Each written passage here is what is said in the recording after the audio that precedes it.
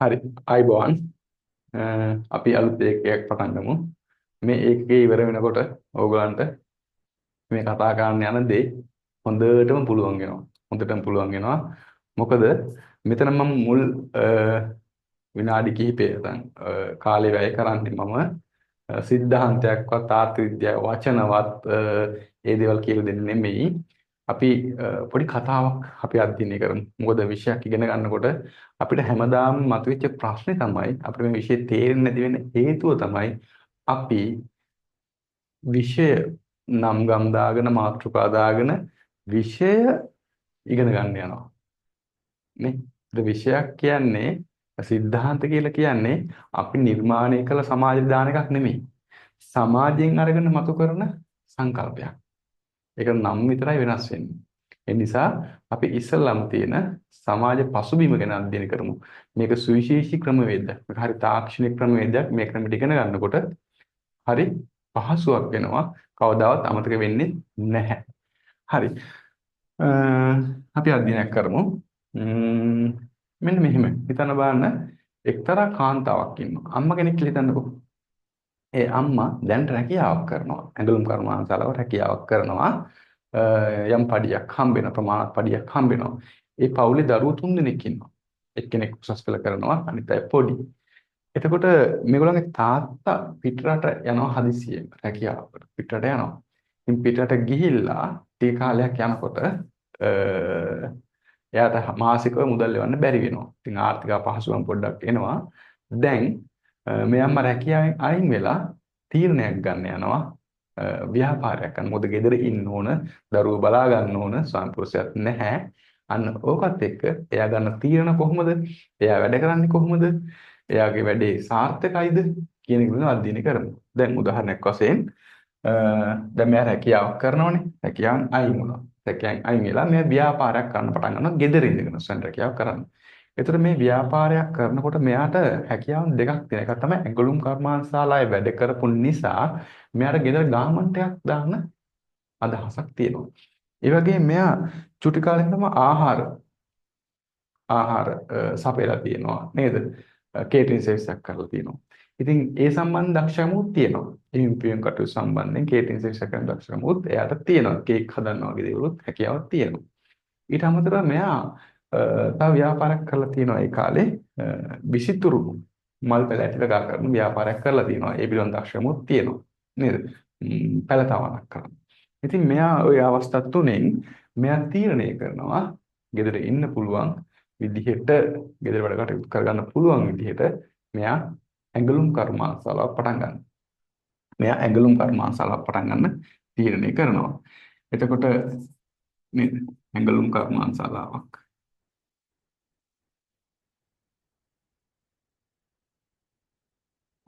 ඇඟලුම් කර්මාන්තශාලාවක් කරමින් ලොකු කර්මාන්තශාලාවක් නෙමෙයි. ගෙදර දෙන්න තුනෙක් එක වැඩ කරන පොඩි ගෙදර කරන ගාමන්ට් එකක් පටන් ගන්නවා. එතකොට මේ ගාමන්ට් එක පටන් ගන්නකොට මෙයා ඇත්තටම මෙයාට මේක කරන්න වියදම් ටිකක් යනවනේ. මෙයා ඇත්තටම දැන් ඒව සපුරගත්ත ඉඩක් ඕන. මෙයාගේ තිබ්බා ගෙදර කාමර දෙකක් කුලියට දීලා තිබ්බා. ඒ කාමර දෙක අරගෙන ඒකේ තමයි කර්මාන්තශාලාව පවත්වාගෙන යන්න මෙයා තීරණය කරලා තියෙන්නේ. ඒතර මෙයාගේ මේකට මුදල් හොයාගන්න මෙයාගේ සල්ලි ටිකක් ඉතුරු කරන් තිබ්බ බැංකු පොතේ. ඒක අරගෙන තමයි අවශ්‍ය අමුද්‍රව්‍ය මේ යන්ත්‍ර සූත්‍ර මැෂින් වගේ දේවල් ගන්න එයා සැලසුම් කරලා තිබ්බේ. ඉතින් අපි මේ ඇඟලුම් කර්මාන්තශාලාවේ මෙයා ළමා ඇඳුමක් තමයි නිෂ්පාදනය කරන්න යන්නේ. චුටි ගෑනු ළමයෙක්ගේ අර පාටි වලට එහෙම අඳින ළමා ඇඳුමක් තමයි නිෂ්පාදනය කරන්න හිතාගෙන ඉන්නේ. ඉතින් මෙයා මේ වැඩේ කරන්න ගියාට පස්සේ මෙයාට මුහුණ දෙන්න සිදුවෙන පිරිවැය සහ මෙයාගේ ආදායම් පිළිබඳ පොඩි අදහසක් අපි ගමු. මේ කතාව තේරුම් අරගෙන පස්සේ අපි ඉගෙන ගමු මේ කතාව ඇතුළේ තියෙන સિદ્ધාන්ත පැත්ත මොකක්ද කියන එක. හරි. ඔන්න ළමයි ඇත්තටම ඇඟලුම් කර්මාන්තශාලාවක් කරනකොට ප්‍රධාන වශයෙන් යෙදෙවුම් වශයෙන් පාවිච්චි කරන යෙදෙවුම් නිමෙවුම් වලටපත් කරන්නේ නේද? අපි පාවිච්චි කරන්නේ මොනවද? ඔව් අමුද්‍රව්‍ය ඕන, නූල් බොත්තම් වගේ දේවල් ඕන, මැෂින් ඕන, ශ්‍රමිකයෝ ඕන, ලයිට් ඕන නේද? කියන්නේ කරන්ට් එක ඕන, කරන්ට් එක ඕන. ඒ වගේම අයන් එකක්, මේස, කතුරු ඒ වගේ දේවලුත් ඕන. ඊට පස්සේ ඩයි වර්ග, බොත්තම් වර්ග, නූල් වර්ග ඒ වගේ දේවලුත් ඕන. නේ? හරි. එතකොට සැලසුමුකුත් ඕන. ඔබ තිබ්බට බෑනේ. සැලසුමුකුත් තියෙන්න ඕනේ. මොකද්ද මහන්නේ කොහොමද මහන්නේ නේද? පොඩි සැලසුමකුත් තියෙන්න ඕන. හරි. ඒකත් එක්තරා විදිහට පාවිච්චි කරන දෙයක් සැලසුමක්. දැන් මේ පන්තිය කරන්න මටනේ මේ ඩිජිටල් බෝඩ් එකක් ඕන, කම්පියුටර් ඕන, කැමරාස් ඕන. ඒ වගේම ඒවා තිබුණ පුළුවන්ද? සැලසුමකුත් ඕන. ඉතින් සැලසුමක් කියන්නේ මොකද්ද? අපි පාවිච්චි කරන යෙදවීමක් වගේ ගන්න පුළුවන්. ඔන්න ඔය වගේ සූක්ෂම දේවල් අපේ අතින් මගහැරෙනවා. නේ? අදින්න කරනකොට මගහැරෙනවා. ඉතින් කවුරුත් එක්කව විශ්වාස කරන්නේ සැලසුම කියන්නේ යෙදවීමක් කියලා විශ්වාස කරන්නේ නැහැ. නේ? සැලසුම, ඒකේ සැකැස්ම නේද? ඒවත් ඒකේ තියෙන ව්‍යාපෘතිය ඒවත් මේ භාවිත කරන යෙදවීම් තමයි. ඒතකොට මෙයා කර්මාන්තශාලාවක මේ රැකියාව කරානේ. රැකියාවේදී මෙයාට ඇත්තටම රුපියල් මේ 60000ක විතර පඩියක් හම්බුණා. රුපියල් 60000ක විතර මාසික පඩියක් හම්බුණා මෙයා රැකියාව කරන කාර්යයේ රැකියාවෙන් අයින් වෙලා තමයි ගෙදර ඇඟලුම් කර්මාන්තශාලාවක් කරන්න යන්නේ. ඉතින් මෙයාගේ ඇඟලුම් කර්මාන්තශාලාවේ මෙයාට දැන් වියදම් ටික පොඩ්ඩක් බලමු. මොනවා වියදම්ද තියෙන්නේ? ඔව් මෙයාට ප්‍රධාන වශයෙන් අමුද්‍රව්‍ය නූල් බොත්තම් රෙදි වගේ දේවල් ඕන. ඒකට මම ගන්න අමුද්‍රව්‍ය කියලා. අමුද්‍රව්‍ය ඕන. අමුද්‍රව්‍ය ඕන. ඒ වගේම මොනවද ඕන? ඔව් ඒ වගේම මෙයාට අවශ්‍යයි බල ශක්තිය කියන්නේ විදුලිය නේ විදුලි බිලක් ගෙවන්න. අපි තුමු අමුද්‍රව්‍ය වලට මෙයාට යනවා මාසෙකට යනවා වියදම රුපියල් 30000ක්. අමුද්‍රව්‍ය වලට මාසෙකට 30000ක් යනවා. ඒ වගේම මෙයාට විදුලි බිලක් ඇති වෙන අමතර විදුලි බිලක් එනවා. විදුලි බිලක් එනවා. විදුලිය සඳහා එක ගොඩේ වගේ ඉඳ නැහැ නේ. විදුලිය සඳහා යනවා රුපියල් 10000ක අමතර වියදමක් යනවා. ඊට අමතරව මෙයා සේවකයෝ දෙන්නෙක් මෙයා ගාව වැඩ කරනවා. මේ සාමාන්‍ය දේවල් සේවකයෝ දෙන්නෙක් වැඩ කරනවා. ඒගොල්ලෝ වැටුප් ගෙවන්න ඕනේ. සේවකයන් පඩි ගෙවන්න. නැත්නම් අපි කිමු වැටුප් ගෙවන්න නේද? වැටුප් ගෙවන්න. වැටුප් ගෙවන්න. අපි නෝ මේ වැටුප් ගෙවන්න රුපියල් දෙන්නට සාමාන්‍ය 30000 ගන්න 60000ක් යනවා පඩි ගෙවන්න. 60000ක් යනවා පඩි ගෙවන්න. නේ? ඒ වගේම මෙයා මහාන ඇඳුම් ටික අරගෙන යන්නේ. ට්‍රිවිල් එකකින් තමයි මාසෙ ගෙවන්නේ. මෙයා මාසෙකට ට්‍රිවිල් එකකට ගෙවනවා රුපියල් 5000ක කුලියක් ගෙවනවා මේ හයර් එක වශයෙන් ওই කඩවල වලට දාන්න වගේ ඇඳුම් අපි ඒකට කියනවා ප්‍රවාහන වියදම් වශයෙන්. ප්‍රවාහනේ සඳහා රුපියල් 5000ක් මෙයාගෙන් යනවා. ඊට අමතරව මෙයාට මේ ඇඟලු නිෂ්පාදනය කරන්න මොනවද අවශ්‍ය? නේ මොනවද අවශ්‍ය? අමුද්‍රව්‍ය වෙනවා, විදුලිය ඕන, වැටුප් ඕන. ඔව් මෙයා මේ ඇඟලුම් නිෂ්පාදනය කරන අවශ්‍ය යන්ත්‍ර සූත්‍ර කියන්නේ මැෂින් මිලදී ගන්න. මම මැෂින් දෙකක් මිලදී ගත්තා. බැංකු ලෝන් එකක් දාලා. බැංකු ලෝන් එකක් දාලා තමයි මට ණයක් නේ ගත්තා. ඉතින් ඒකට මාසිකව පොලි ගෙවන්න වෙනවා. එකක් මේක වියදමක් නේ. එහෙනම් පොලි ගෙවීම බැංකුවට පොලි ගෙවන්න. පොලි ගෙවීම. පොලි ගෙවීම සඳහා රුපියල් 15000ක් යනවා. රුපියල් 15000ක් යනවා. 15000ක් යනවා. හරි. ඊට අමතරව අපි හිතමුකෝ මෙයාට යනවා වියදමක් තව දැන් මෙයාට යනවා ඇඳුම් මිලදී ගන්න. මෙයාට අඳින්න ඇඳුම් මිලදී ගන්න. මෙයාට ඇඳුම් මිලදී ගන්න. ඒත් ඇත්තටම මෙයා ඇඳුම් කර්මාන්තශාලාව පටන් ගත්තේ නැත්තම් මෙයාට ඇඳුම් මිලදී ගන්න ඕනේ නැද්ද? මිලදී ගන්න ඕන. ඇයි අඳින්න බලදින්න එපා. නේ? ඒතර මට කියන්න ඒ වගේ වියදම් මේ කර්මාන්ත ශාලාව නිසා හටගත්ත ඒවාද? නැත්නම් මේ ඇඳුම් මහන්න වෙනම සුවිශේෂී ඇඳුමක් ගත්තා නම් නේ? අනේ ඒක අයිති. ඒ නිසා අපි මෙතන වියදම් ලෙස ඇස්තමේන්තු කරන්නේ මේ ඇඟලුම් කර්මාන්ත ශාලාවේ මේ ගෞම නිෂ්පාදනය කරන යන වියදම් විතරයි. නේ? වියදම් විතරයි.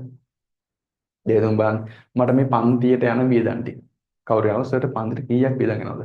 ළමයි මට ලයිට් බිල් වලට වියදම් යනවා නේද? මේ මේවා ගත්තේ ලෝන් එකක් දාලා මේකට පොලි ගෙවන්න ඕන. මේ ඒ වගේ දේවල් හරි. මම කිව්වොත් ළමයි මේ මට ඇඳුම් මිලදී ගන්න වියදමක් යනවා. නේ? ඒ පන්තියේ කරේ නැත්නම් මම ඇඳුම් ගන්න නැද්ද? මට කෑම් බීම් වලට වියදම් යනවා. එතකොට ළමයි මම පන්තියේ කරේ නැත්නම් කෑම් බීම් වලට වියදම් යන්නේ නැද්ද? යනවා. ඒ නිසා අපි වියදමක් ඇස්තමේන්තු කරනකොට අපි ගන්නෙ ඒකට අදාළ වියදම විතරයි. ඒක නිසා ඇතිවෙච්ච වියදම විතරයි. අනිත් ඒවා ගන්න නැහැ. විභාගයට අහලා තිබ්බනේ. දැන් එක්තරා අවුරුද්දකදී නේද අවස්ථේ පිටවට ගන්න මොනවද කියන එක. හරි. ඉතින් ඒ නිසා ප්‍රධාන වශයෙන් දැනගන්න ඕන මම මේ එකක්වත් පිට වියදම් අරන් නැහැ. මම අරන් තියෙන්නේ මේ ඇඟලුම් කර්මාන්තශාලාවට මෙයාට ගිය වියදම් ටික. අපි නෝ මෙච්චරක් වියදම් ගියා කියලා. ඉතින් අර ගියේ වියදම් කීයද? වියදම් ගිහින් තියෙනවා 0.0.0.0.1ක් ඉතුරුයි 4යි 5යි 6යි 11යි 12යි 1,20,000ක වියදමක් ගිහින් තියෙනවා. ඒතර මෙයා මේ ඇඳුම අලෙවි කරාට පස්සේ මෙයාට මාසෙට හම්බෙනවා 1,80,000ක ආදායමක්. මෙයාට මාසෙකට හම්බෙනවා ආදායම 1,80,000ක ආදායමක් හම්බෙනවා. මෙයාට හම්බෙන ආදායම තමයි ආදායම. ඒ කියන්නේ ඇඳුම් විකුණලා හම්බෙන ආදායම 1,80,000ක් හම්බෙනවා. අනේ සමාවෙන්න.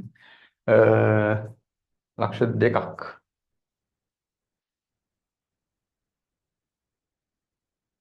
මෙයාට හම්බෙනවා 2,00,000ක්. 2,00,000ක ආදායම හම්බෙනවා. ඒතර මෙයාට කොච්චරක් වියදම් ගියාද? 1,20,000යි. 1,20,000යි. ඒතර මෙයාට තියෙන ලාභය නේ මෙයාට ගිය වියදම.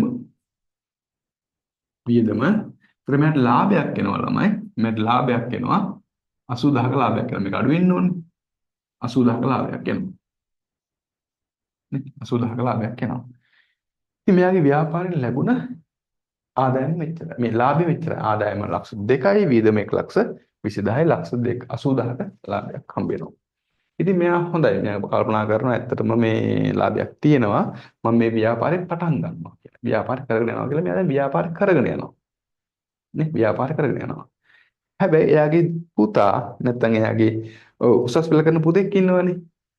නේ එයා චුට්ටක් දැනුම තියෙන නිසා එයා මේක දිහා පොඩක් මේ වැඩේ හරියද අම්මා කරන වැඩේ හරියද අම්මගේ තීරණේ හරියද කියලා පොඩි ගැඹුරු විග්‍රහයක් කරන්න උත්සාහවන්ත වෙනවා. ඒ විග්‍රහයේදී එයා මතු කරන යම් කාරණා කිහිපයක්. නේද? එයා මතු කරන යම් කාරණා කිහිපයක්. අම්මට කියලා දෙනවා. එකක් තමයි අම්මේ. ඔයා කලින් වැඩට ගියානේ. ඔව්. ඒතරට පඩියක් හම්බුණාද? ඔයාලට හම්බුණා 60,000ක පඩියක් අම්මගෙන 60,000ක පඩියක් හම්බුණා. 60,000ක පඩියක් හම්බුණා. 60,000ක පඩියක් හම්බුණා. 60,000ක පඩියක් හම්බුණා. හරි. ඒතර යහනවා අම්මේ. ඔයා මේ ඇඟලුම් කර්මාන්තශාලාවක් කරන්න අපි ඉස්සරහා කාමර දෙකනේ ගත්තේ. ඉතින් ওই කාමර දෙක අපි කලින් කුලියට දීලා තිබ්බනේ. නේද? අර කැම්පස් යන අයියලා දෙන්න කුලියට දීලා තිබ්බනේ. ඉතින් ඒගොල්ලෝ දෙන්නගෙන් හම්බුණා රුපියල් 15,000 හම්බුනේ 7,500 ගන්න කාමරේට. නේද? ඉතින් දැන් අපිට ඒක හම්බෙන්නේ නැහැනේ. එයා ඒක ගැන බැලුවා. දැන් අම්මට කලින් 60,000 හම්බෙන්නෙත් නැහැ. මෙතන 15,000 හම්බෙන්නෙත් නැහැ. 15,000 හම්බෙන්නෙත් නැහැ. හරි. ඊට පස්සේ අහනවා හරි. අම්මේ නේද? ඔයා මේ වැඩේ කරන්න අර ඉස්සලා කාමරේ සුද්ධ කරගන්න අවශ්‍ය කරන උපකරණ ගන්න ඔයාගේ බැංකු පොතේ සල්ලි ගත්තනේ. නේද? ඒක ඔයාට කලින් තිබ්බනම් ඔයා හැම මාසෙම රුපියල් 10,000ක සමාන රුපියල් 15 ඔව් 25,000ක පොලියක් ගත්තනේ ඔයා. මේ ස්ථාවර තැන්පතුන් 25,000ක පොලියක් ගත්තනේ. නේ? ඉතින් ඔයාට ඒක හම්බෙන්නේ නැහැ නේද? නේද? දැන් ඒක නැති වුණානේ. දැන් ඔයා ඒ සල්ලි ටික ගත්තනේ මේ වැඩවලට. ඔව්. හරි 25,000. 25,000. එතකොට අම්මේ ඔයා මේ මහන්සි වෙලා දුක් විඳින්ලා මේ 80,000ක් හොයනවා. ඔයා මේ ගාමන්ට් එක පටන් ගත්තේ නැත්නම් මේ කර්මාශාලාව පටන් ගත්තේ නැත්නම් අපිට කීයක් හම්බුණාද? ඔයාට 60,000ක් හම්බුණා. නේ 0.1ක් ඉතුරුයි 7යි නේ 8යි 10යි. නේ ලක්ෂ හම්බෙනවනේ ඇඟලුම් කර්මාශාලාව පටන් ගත්තොත්. එහෙනම් ඔයා මේ ඇඟලුම් කර්මාශාලාව පටන්ගෙන හරි අවාසියක් නේ කරගන්න 80,000ක ලාභයක් නේ ගන්න.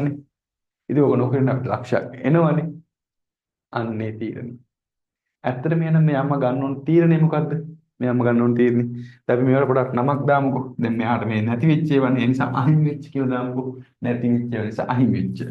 අහිමි වූ වැටු. අහිමි වූ නේද? අහිමි වූ වැටු කියලා දාමුකෝ.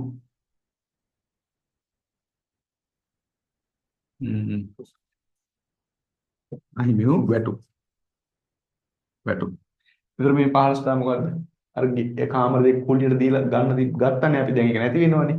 අහිමි වූ කුලි. ඒතර මේ 25,000 මොකද්ද?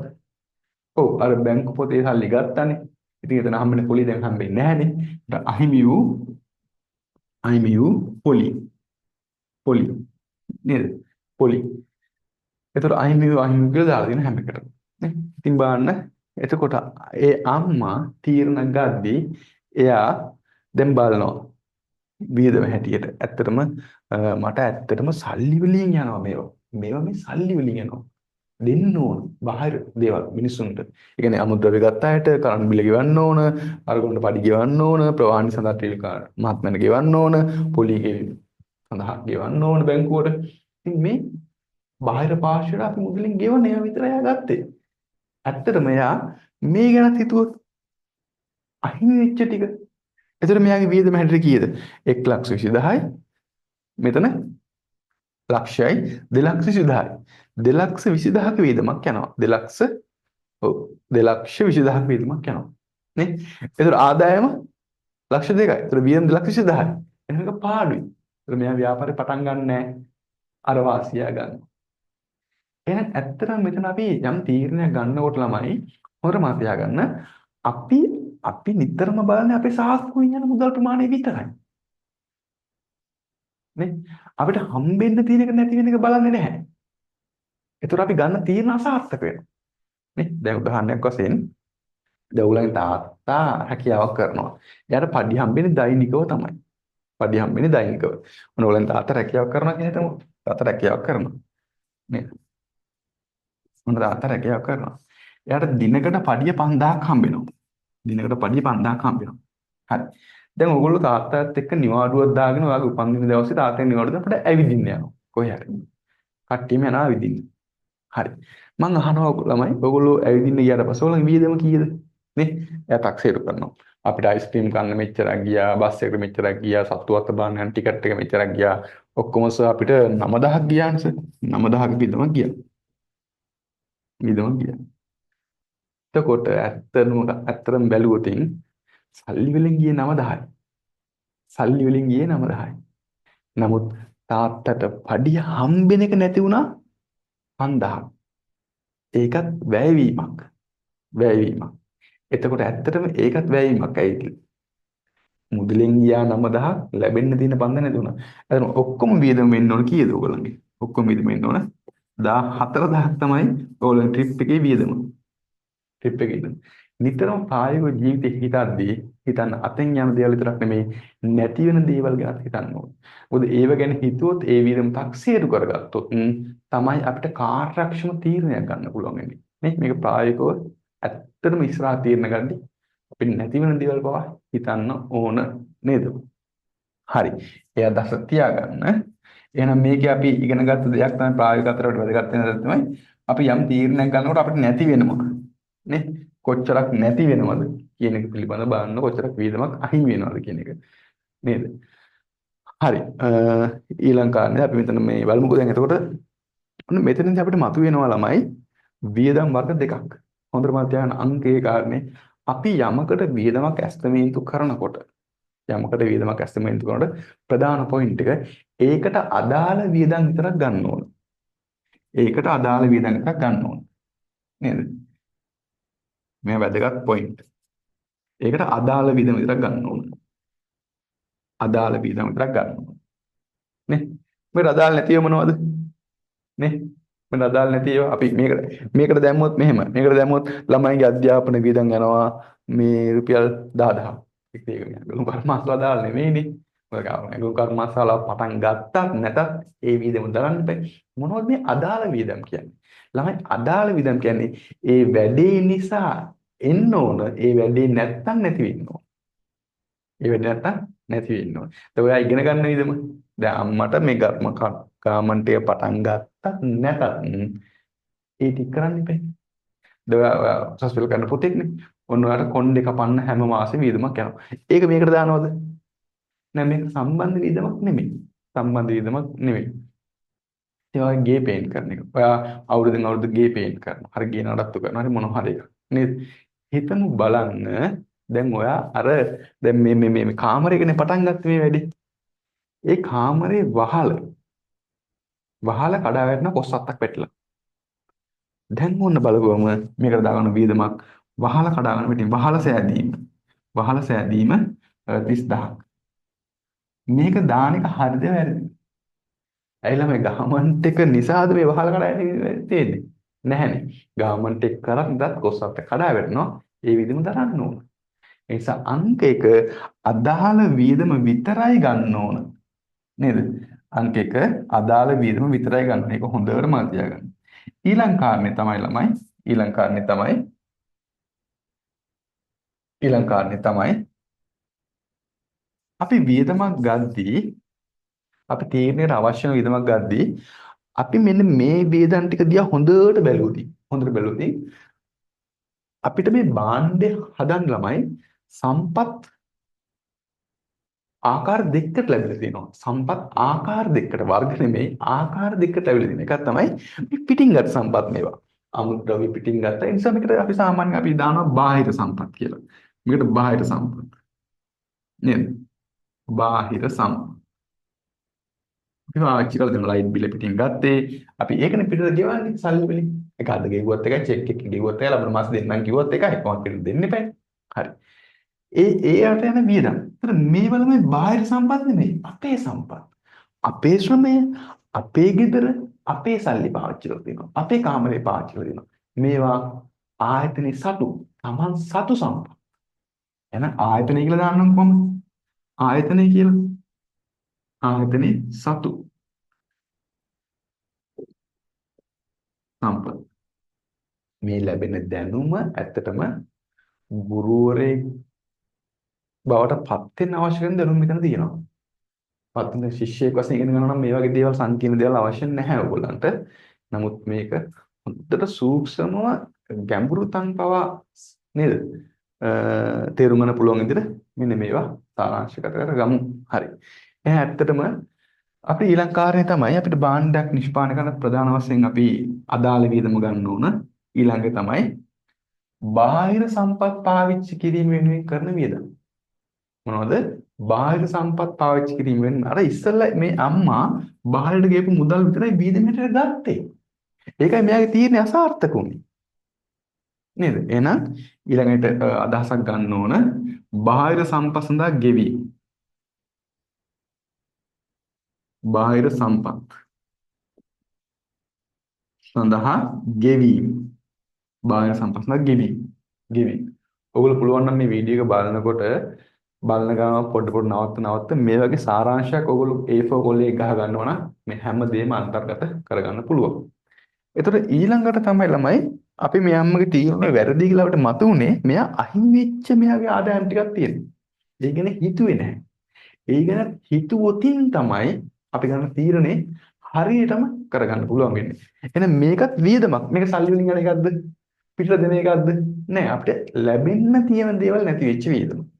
පිටට දෙන්නේ නැහැ සල්ලි වලින් දෙන්නේ මේ ලැබෙන්න තියෙන දේවල් අහිමි වෙච්ච වියදම් ටික. මෙයා අහිමි වෙච්ච වටිනාකම් ටික. ඒකත් වැය වීමක්. ඒකත් අවාසියක් හැටියට දකින්න ඕන.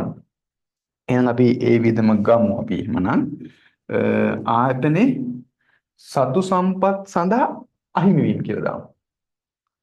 ආයතනය සතු සම්පත් වල අහිමි වීම. අහිමි වීම කියලා දාමු. අහිමි වීම කියලා දාමු. හරි. එතකොට ඇත්තටම මූලික වශයෙන් අපි දෙයක් ගැන වැඩ කරන්නේ. දෙයක් ගැන හිතද්දී අපිට තීරණයක් ගද්දී අපි වියදම් ගැන හිතන්න ඕන නම් අපේ වැයවීම ගැන හිතන්න ඕන නම් ප්‍රධාන වශයෙන් ඒ වැඩේට අදාළ වියදම් විතරක් හිතන්න ඕන. එහෙනම් මේක ඇතුළට දාන්න බෑ වෙන පුද්ගලික වියදම් විදේශ. දැන් හිතමු බලන්න දැන් ඒ අම්මට මාසිකව යම ක්ලිනික් යනවා. රුපියල් 4000ක් යනවා ක්ලිනික් යන බෙහෙත් ගන්න. මේවට දාන 4000ක් වියදමක් කියලා නෑ. ඒක මේකේ වියදමක් නෙමෙයිනේ. ඉතින් එහෙම දාන්න කිව්වොත් පුද්ගලික වියදම කොහොම දාලා විභාගෙට ප්‍රශ්නේ මෙතනින් ඇහිලා තියෙනවා. ඔයගොල්ලන්ට වියදම් දෙනවා. අදාළ නැති වියදම, අදාළ වියදම හොයන්න කියලා. මට මතකයි ආවස්තික විශ්වවිද්‍යාල ශිෂ්‍යයෙක්ගේ ආවස්තික පිරිවැයට අදාළ නොවන එක කියලා ප්‍රශ්නයක් අහලා 2009 මම හිතන්නේ. කොණ්ඩේ කැපීම සඳහා අදාළ වියදම. එයා කැම්පස් ගියත් ගෙදරට කොණ්ඩේ කපන්න ඕනේ. ඒ නිසා ඒ වියදම කැම්පස් ගිය නිසා ඇතින වියදමක් නෙමෙයි. ඔන්න වගේ. හරි. ඊළඟ කාරණේ ඒකෙන් ප්‍රශ්නයක් අහන්න පුළුවන්. ඊළඟ තමයි අපි වියදම් ගැන හිතනකොට බාහිර සම්පත් වලට සල්ලි වලින් කරපු ගෙවීම් විතරක් ගන්න ඕන. ගෙවීම් ගන්න ඕන. ඒ වගේම තමයි තමන්ගේ සම්පත් ආයතනයේ සතු සම්පත් පාවිච්චි කරද්දී අහිමි වෙන වියදම් ගන්න ඕන. මොන ඔය ටික ගැන හිතලා තමයි අපි කාර්යක්ෂම තීරණයක් ගන්නෙ. නේ? හරි. දැන් මෙතන ඉකෝනේ ගන්නවද? මෙතන නම් ගම් කිව්වද? මහා ලොකු සංකල්ප කරාද? නැහැ. නැහැ. නේද? හරි. දැන් අපි එමු එහෙනම් මේකේ පොඩ්ඩක් ආර්ථික විද්‍යාව පැත්තට. මේකේ ආර්ථික විද්‍යාව පැත්තට එමු. හරි. ඇත්තටම ළමයි මෙන්න මේ ටික නම දන්නේ නැහැ දැන්. නම දාගන්නේ පස්සේනේ. දැන් ඔයා ඉපදෙන්න කලින් නම දැම්මේ නැහැනේ. මේ ඉපදුනාට පස්සේ බැලුවා මේ ගෑල්ලම් බෙදි පිරිලම් බෙදි කියලා බැලුවා. ඊට පස්සේ කේන්දර බැලුවා, ඝන බැලුවා. ඊට පස්සේ අකුරු බැලුවා. ඊට පස්සේ නම දැම්මේ. නේ? නම දැම්මේ. ඒ නිසා අපිට වරදින්න තියෙන ඉඩකඩ තමයි ඉකෝන්වල ගොඩාක් ඉස්සලා නම දාගන්නවා. නම ඔළුවට දාගන්නවා. නම දැම්මට පස්සේ ඒ නමත් එක්ක තියෙන මානසික ගැළපීමත් එක්ක මේ විෂය කරුණු තේරුම් ගැනීමට යම් බාධාවක් ඇති වෙන්න පුළුවන්. ඒ නිසා සිද්ධිය තේරුම් පස්සේ නම දාගමු. හරි. එහෙනම් මේ සිද්ධිය මොකද? අපි මෙතන අපි ඇස්තමේන්තු කරේ යම් භාණ්ඩයක් ඔස්සේ නිෂ්පාදනය කිරීමේදී බාහිරින් ලබාගත් සම්පත් වෙනුවෙන් බාහිරින් පාවිච්චි කරපු සම්පත් වෙනුවෙන් බාහිර පාර්ශ්වයට ගෙවන මුදල්මය වටිනාකම් තමයි මේ ගත්තේ. අන්න ඔකට තමයි බාහිර පාර්ශ්වය. ඔන්න ඔකට ආර්ථික විද්‍යාව දාන නම. දැන් නම දාගමු. රතු පෑනෙන් ලිව්වට පේන එකක් නැහැ. අපි කොළ පාට ගමු. දැන් නම දාගමු. මෙන්න මේ ටිකට කියනවා ළමයි මෙන්න මේ ටිකට කියනවා ඍජු පිරිවැය. මොන පිරිවැයද? ඍජු පිරිවැය. නේ? ඍජු පිරිවැය කියලා කියනවා. ප්‍රත්‍යක්ෂ පිරිවැය. නේද? අපි කියනවා මේකට ඍජු පිරිවැය. ඍජු පිරිවැය. ඍජු පිරිවැය. නේ? ඍජු පිරිවැය. ඍජු වශයෙන් කරන පිරිවැයක් නේ. හරි. අපි මේක ගමුකෝ බලන්න. මෙන්න මෙතනදී අපි බාහිර පාර්ශ්වයට මුදල් ගෙවුවේ නැහැ. නමුත් ආයතනයේ සතු සම්පත් භාවිතා කිරීමේදී අහිමි වෙන වටිනාකම්. ආයතනයේ සතු සම්පත් භාවිතා කිරීමේදී අහිමි වෙච්ච වටිනාකම් ටික තමයි මේ තියෙන්නේ. ඒ නිසා මේකට කියනවා ළමයි නමක් වක්‍ර පිරිවැය. වක්‍ර පිරිවැය. නැත්නම් නම් ගොඩාක් තියෙනවා. ආරෝපිත පිරිවැය. ආරෝපිත ව්‍යංග පිරිවැය. ජනප්‍රිය වචනයක් තමයි ආරෝපිත පිරිවැය. ආරෝපිත මොකද ආරෝපණය කරලානේ ගන්නෙ. විතරක් අහිමි වුණා කියන එක නේ. ව්‍යංග පිරිවැය. ඉතින් ඇත්තටම එහෙනම් ආර්ථික විද්‍යාවේදී සැබෑ වශයෙන් පිරිවැය ලෙස ගැන හිතන්න ඕන මොකද්ද? ඍජු පිරිවැය සහ වක්‍ර පිරිවැය දෙකේ එකතුව. ඔන්න ඔක තමයි ආර්ථික විද්‍යාවේ නිෂ්පාදන පිරිවැය කියලා කියන්නේ. අපි ආර්ථික විද්‍යාවේ නිෂ්පාදන පිරිවැය. ඒක චුට්ටක් අපි ඔව් මේ හරියි. දාගමුකෝ. ආර්ථික විද්‍යාවේ නිෂ්පාදන පිරිවැය. ආර්ථික විද්‍යාවේ නිෂ්පාදන පිරිවැය ලෙස ඇස්තමේන්තු කරන්නේ. නිෂ්පාදන පිරිවැය ලෙස ඇස්තමේන්තු කරන්නේ පිරිවැය වර්ග දෙකයි. ඍජු පිරිවැය හා වක්‍ර පිරිවැය. ඍජු පිරිවැය හා වක්‍ර පිරිවැය. දැන් තේරෙන වැඩි ඇයි කියන එක අපි මේ එක පිරිවැයක් ගැන විතරක් හිතුවොතින් අපි ගන්න තීරණ අසාර්ථක වන නිසා. හරි. ඊළඟ කාරණේ තමයි ගිණුම් කරණයේදී ඔයගොල්ලෝ ගිණුම් කරණය ඉගෙන තියෙනවානේ accounts. accounts වල ඒ ලාභාලාභ ගිණුම් නේද? ආදායම් වියදම් වාර්තා ශේෂ පත්‍රයෙන් කොහෙද හදනකොට නිකන් කල්පනා කරලා බලන්න වියදමකට දාගත්තේ මේවනේ. අමුද්‍රව්‍යට මෙච්චරක් ගෙවුවා, විදුලියට මෙච්චරක් ගෙවුවා, වැටුප් වලට මෙච්චරක් ගෙවුවා, ප්‍රවාහන වියදම් මෙච්චරක් ගෙවුවා, පොලිගේ මෙච්චරක් ගෙවුවා දාගත්තා. කොතනදී හරි වියදමක් දාලා තියෙනවද? අහිමි වෙච්ච වැටුප්, අහිමි වෙච්ච බදුකුලි, අහිමි වෙච්ච පොලි. කියන්නේ මුදලින් නොකරන දේවල් ටික දාලා තියෙනවද? නේ? ආරෝපිත පිරිවැයක් දාලා තියෙනවද? දාලා නැහැ. නේද? දාලා නැහැ. එතකොට ඇත්තටම කාර්යක්ෂම තීරණ ගන්න ආර්ථික විද්‍යාවේ ඒ ගැන හිතුවට මේවා මේ සමහරක් විට ගිනුම් කරණයට ගන්නෙ නැත්තේ මේවල මූල්‍ය තත්ත්වය කියන්නේ මේවා දැන් මේවා නම් කෙලින්ම දන්නෝනේ පඩිය 60000ක අහිමුණා කියලා නේ. දැන් සාමාන්‍යයෙන් මගෙන් අහන මෙහෙම කවුරු කෙනෙක් අහනවා සර් මම ජොබ් එකක් දෙන්න කීයක් පඩිය ඕනද? ඒතර මම පඩිය කියන්නේ මගේ මානසික තත්ත්වෙන්නේ කියන්නේ. අද ඇහුවොත් අද මෙච්චරක් ඕනේ කියන්නේ. හෙට ඇහුවොත් හෙට මෙච්චරක් ඕනේ කියන්නේ. ඔය එතන වර්තමාන තත්ත්වෙත් එක්ක ගලපලා තමයි ඒක ගන්න.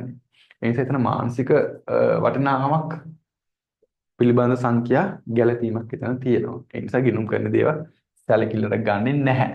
ඒ නිසා මෙන්න මේ ඍජු පිරිවැයට කියනවා. මේ ඍජු පිරිවැයට කියනවා ගිණුම් කරන පිරිවැය. ඒගොල්ලෝ ගන්න මේවනේ. නේද? ගිණුම් කරන පිරිවැය. කරන පිරිවැය කියලා කියනවා. නේද? එතකොට මේ ඍජු ආර්ථික විද්‍යා නිෂ්පාදන පිරිවැය කියන්නේ ඍජු පිරිවැය වක්‍ර පිරිවැය දෙකේ එකතුවනේ. ඒ නිසා මේ දෙකටම කියනවා ආර්ථික පිරිවැය කියලා කියනවා. ආර්ථික පිරිවැය කියලා කියනවා. ආර්ථික පිරිවැය කියලා කියනවා. හරි නේද? හරි. එහෙනම් අපි සිද්ධාන්ත ටික ඉගෙන ගත්තා. මොනවද මේ ඍජු පිරිවැය කියලා කියන්නේ? මොනවද මේ වක්‍ර පිරිවැය කියලා කියන්නේ? නේ ආර්ථික විද්‍යාවේ ඇත්තටම පිරිවැය ගැන හිතනකොට ගන්න ඕන පිරිවැය ස්වභාවයන් තුනක් වැදගත්ම කාරණා තුන මොකක්ද? පිරිවැයක් තුනක් නේ. කාදාල පිරිවැය වෙන්නත් ඕන නේද? අදාළ නැතිව ගන්න බෑ. බාහිර සම්පත් වල ගෙවින් ගන්නත් ඕන. ආයතන සතු සම්පත් බාහිර අහිමි වෙන්නත් ඕන. අහිමි වෙන්නත් ඕන. ඉතින් දැන් ඔයා දන්නවා ආර්ථික විද්‍යානුකූලව ගත්තාට පස්සේ ඔයාට ලැබෙන දැනුම් පරාසය තමයි මේ මට්ටමේදී ලැබෙන්නේ. ඍජු පිරිවැය කියන්නේ මොකද්ද? වක්‍ර පිරිවැය කියන්නේ ඇත්තනේ කතන්දරේ ආර්ථික විද්‍යාවේදී ගිණුම් කරන වගේ නෙමෙයි. ආර්ථික විද්‍යාවේදී බාහිර සම්පත් සඳහා ගෙවන වියදමයි තමන්ගේ සම්පත් භාවිතා කිරීමේදී අහිමි වෙන වියදමයි දෙකම ගැන හිතනවා. ඒක ඇත්ත. එහෙම හිතන්න ඕන. එතකොට තමයි අපේ තීරණය හරියන්නේ. නේද? හරියන්නේ. හැබැයි ගිණුම් කරන්නේදී නම් එයා ගන්නේ ඍජු පිරිවැය විතරයි. එයා බාහිර අහිමි වීම ගන්න අහිමි වෙච්ච වටිනාකම් වක්‍ර පිරිවැය ගන්නෙ නැහැ. ඒ වගේ තත්ත්වයක් ඇති වෙනවා. අපි එහෙනම් මේ සංකල්ප ටික පාවිච්චි කරලා පොඩ්ඩක් අපි බලමුකෝ ලාභේ පැත්ත පොඩ්ඩක් කතා කරන්න. ලාභේ පැත්ත. ඒතකොට මේ ලාභේ පැත්ත කතා කරනකොට ළමයි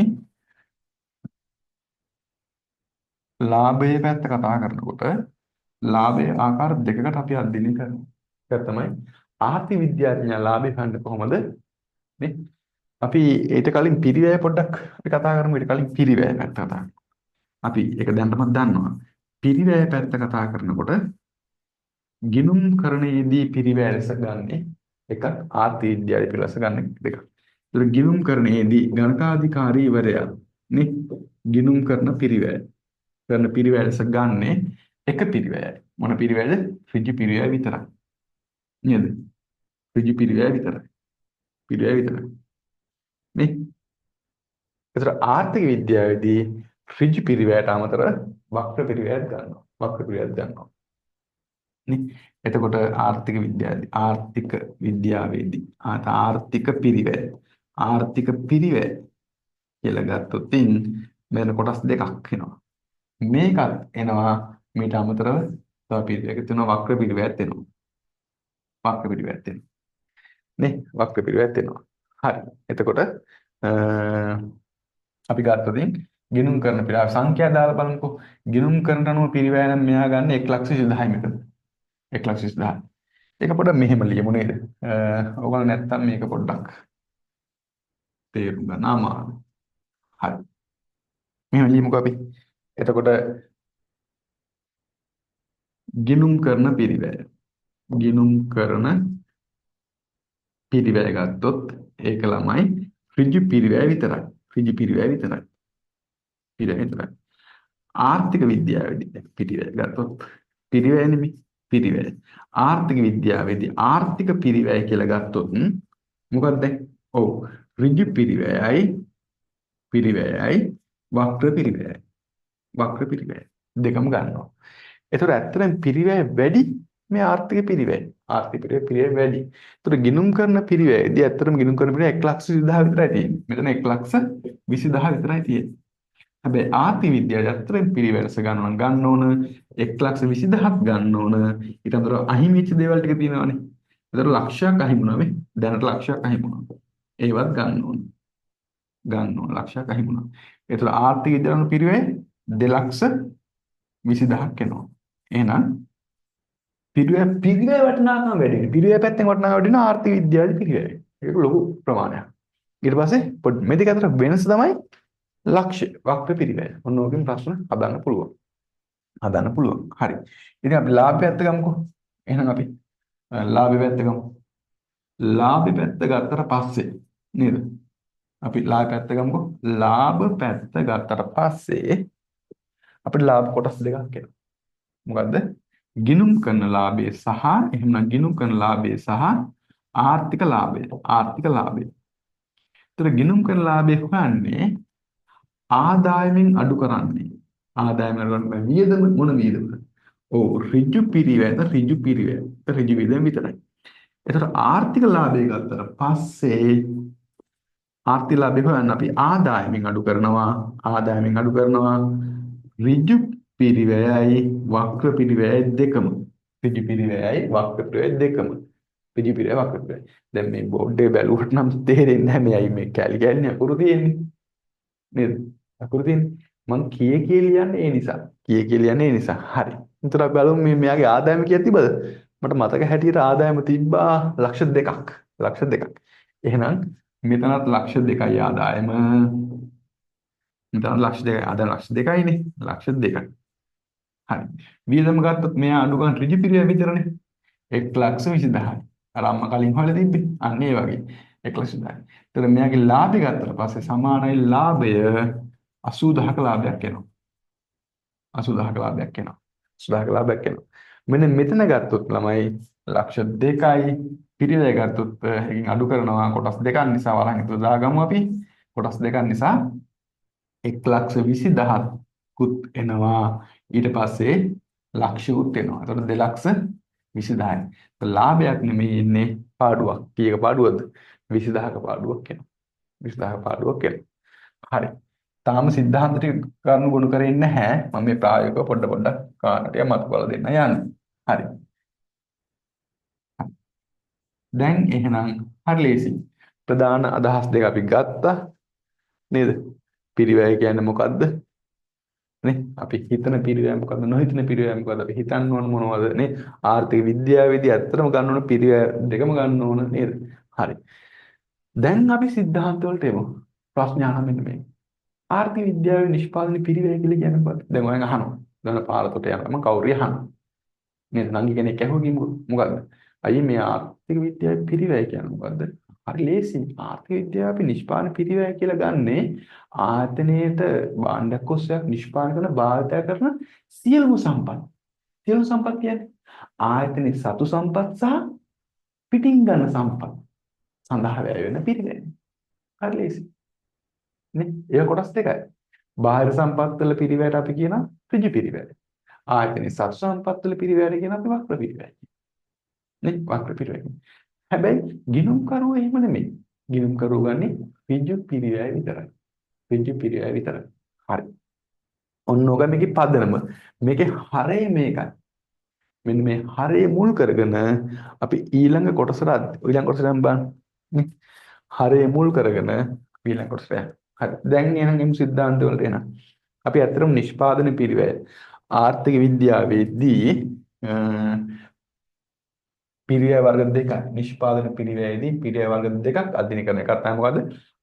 නිෂ්පාදන ආයතනයේ විසින් කිසියම් භාණ්ඩයක් ඔස්සේක් නිෂ්පාදනය කරනකොට බාහිර පාර්ශවයට මුදලින් ගෙවන වටිනාකම. ඒකට අපි කියනවා ඍජු පිරිවැය. නේද?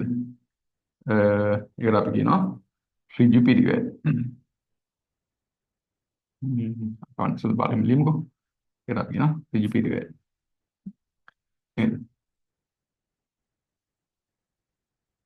ඍජු පිරිවැය. කියලා කියනවා. ඒ වගේම ආයතනයේ සතු සම්පත් භාවිතා කිරීම වෙනුවෙන් අහිමි වෙන වටිනාකම් ටික. ඒකට අපි කියනවා ආරෝපිත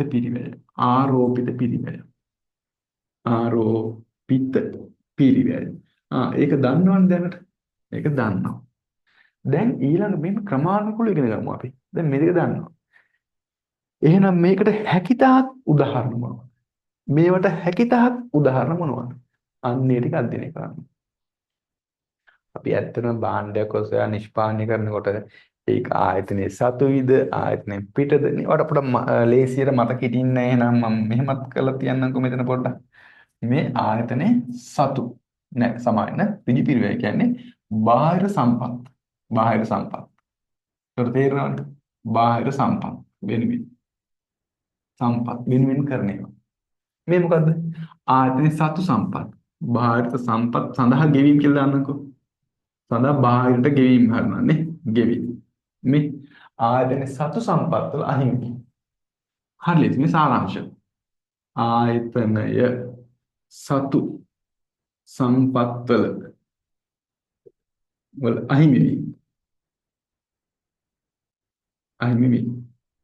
හරියට එතකොට නිර්වචනය මේක ඇතුළෙන්ම හදා ගන්න පුළුවන් නිර්වචනය මෙන්න මේ කහ පාට තියෙන අකුරු වලින් වචන වලින් හදා ගන්න පුළුවන් හරි දැන් අපි ඊළඟට අපි එමු මේවට උදාහරණ ටිකක් ගමු. ඇත්තටම අපි සම්පත් පාවිච්චි කරද්දී ආයතනයේ සතුද පිටින් ගන්නවද මොනවා වුණා සම්පත් වර්ග හතරයි මොනවද? ඔව් භූමියේ ශ්‍රමය ප්‍රාග්ඥය සහගතයි. ශ්‍රමය ඕන, යන්ත්‍ර සූත්‍ර ඕන, උපකරණ ඕන, නේ අමුද්‍රව්‍ය ඕන, නේ අන්විසාගත දැනුම ශක්තිය ඕන නේද? ඒ වගේ දේවල් භූමියේ ශ්‍රම පාග ඒවා ආයතන සතු වෙන්න පුළුවන් පිටින් ගන්න. හරි. එහෙනම් මේවට හැකිතාක් උදාහරණ අපි ලියමුකෝ නේ. හැකිතාක් උදාහරණ අපි ලියමුකෝ. ඔව් එකක් තමයි බාහිරින් ලබාගත් ශ්‍රමයේ සඳහා ගෙවන බැටු. නේ? බාහිර සඳහා ලබාගත් ශ්‍රමයේ සඳහා ගෙවන බැටු. ඊළඟ ඔව් ඔයා කැමති එකක් කියන්නේ බාහිරට ගෙවන ප්‍රවාහන වියදම්. බාහිරට ගෙවන ප්‍රවාහන වියදම්. බැංකුවට ගෙවන බැංකු ණය පොලි.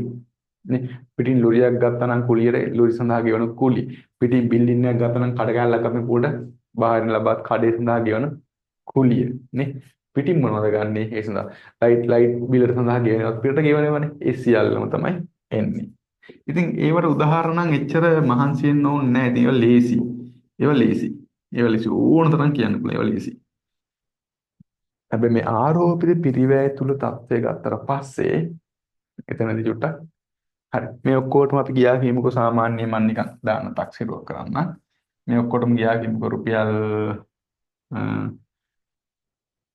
1,20,000 1,20,000 ගියා හරි මේ ආරෝපිත පිරිවැය ගත්තොත් මෙතනටත් මොකද්ද අපේ සම්පත් දැන් මෙතන අනුන්ගේ සම්පත මොනවද භූමියේ ශ්‍රමයේ ප්‍රාග්ඥය සහගත මෙතන අපේ සම්පත් උනත් මොනවද අපේ භූමියේ ශ්‍රමයේ ප්‍රාග්ඥය සහගත ඒවට දාන්නේ ආයි මේ භූමිය පාවිච්චි කරනවා නම් අපේ භූමිය අපේ ඉදම පාවිච්චි කරනවා අපේ ගොඩනැගිල්ල පාවිච්චි කරනවා ආයි මේ කුලි බදු කුලි නම් අපේ ශ්‍රමය දැන් අම්මගේ ශ්‍රමය අම්මා රෙහි ජොබ් එකක් කරානේ ඒක අයින් කළා අම්මගේ ශ්‍රමය පාවිච්චි කරන්නේ අපේ ශ්‍රමය අපේ දැන් සමහර කඩවල් බලන්නකො අයිතිකාරයන් තමයි මුදලාලි වැඩ කරන්නේ තෑම තමයි එහෙනම් අහිමියු ශ්‍රමය අපේ ශ්‍රමයට අහිමියයි වෙන තැනක වැඩ කරොත් පඩියක් හම්බ වෙනවනේ ඒක නැති වෙනවනේ අහිමියු ශ්‍රමය දැන් බලන්න මම පන්තිවලදී මගේ ශ්‍රමය මම පාවිච්චි කරනවා මගේ ශ්‍රමය මම බැංකුවක වැඩ කරනවා මට මාසෙට ලක්ෂ 3ක් පඩි එනවා ඒකේ ඉන්නේ නැහැ දැන් මගේ ශ්‍රමය මම මෙතනට පාවිච්චි කරලා එහෙනම් මම අහිමි වෙච්ච වැටුපක් ගන්න ඕන නේ අන්න ඒක ඒ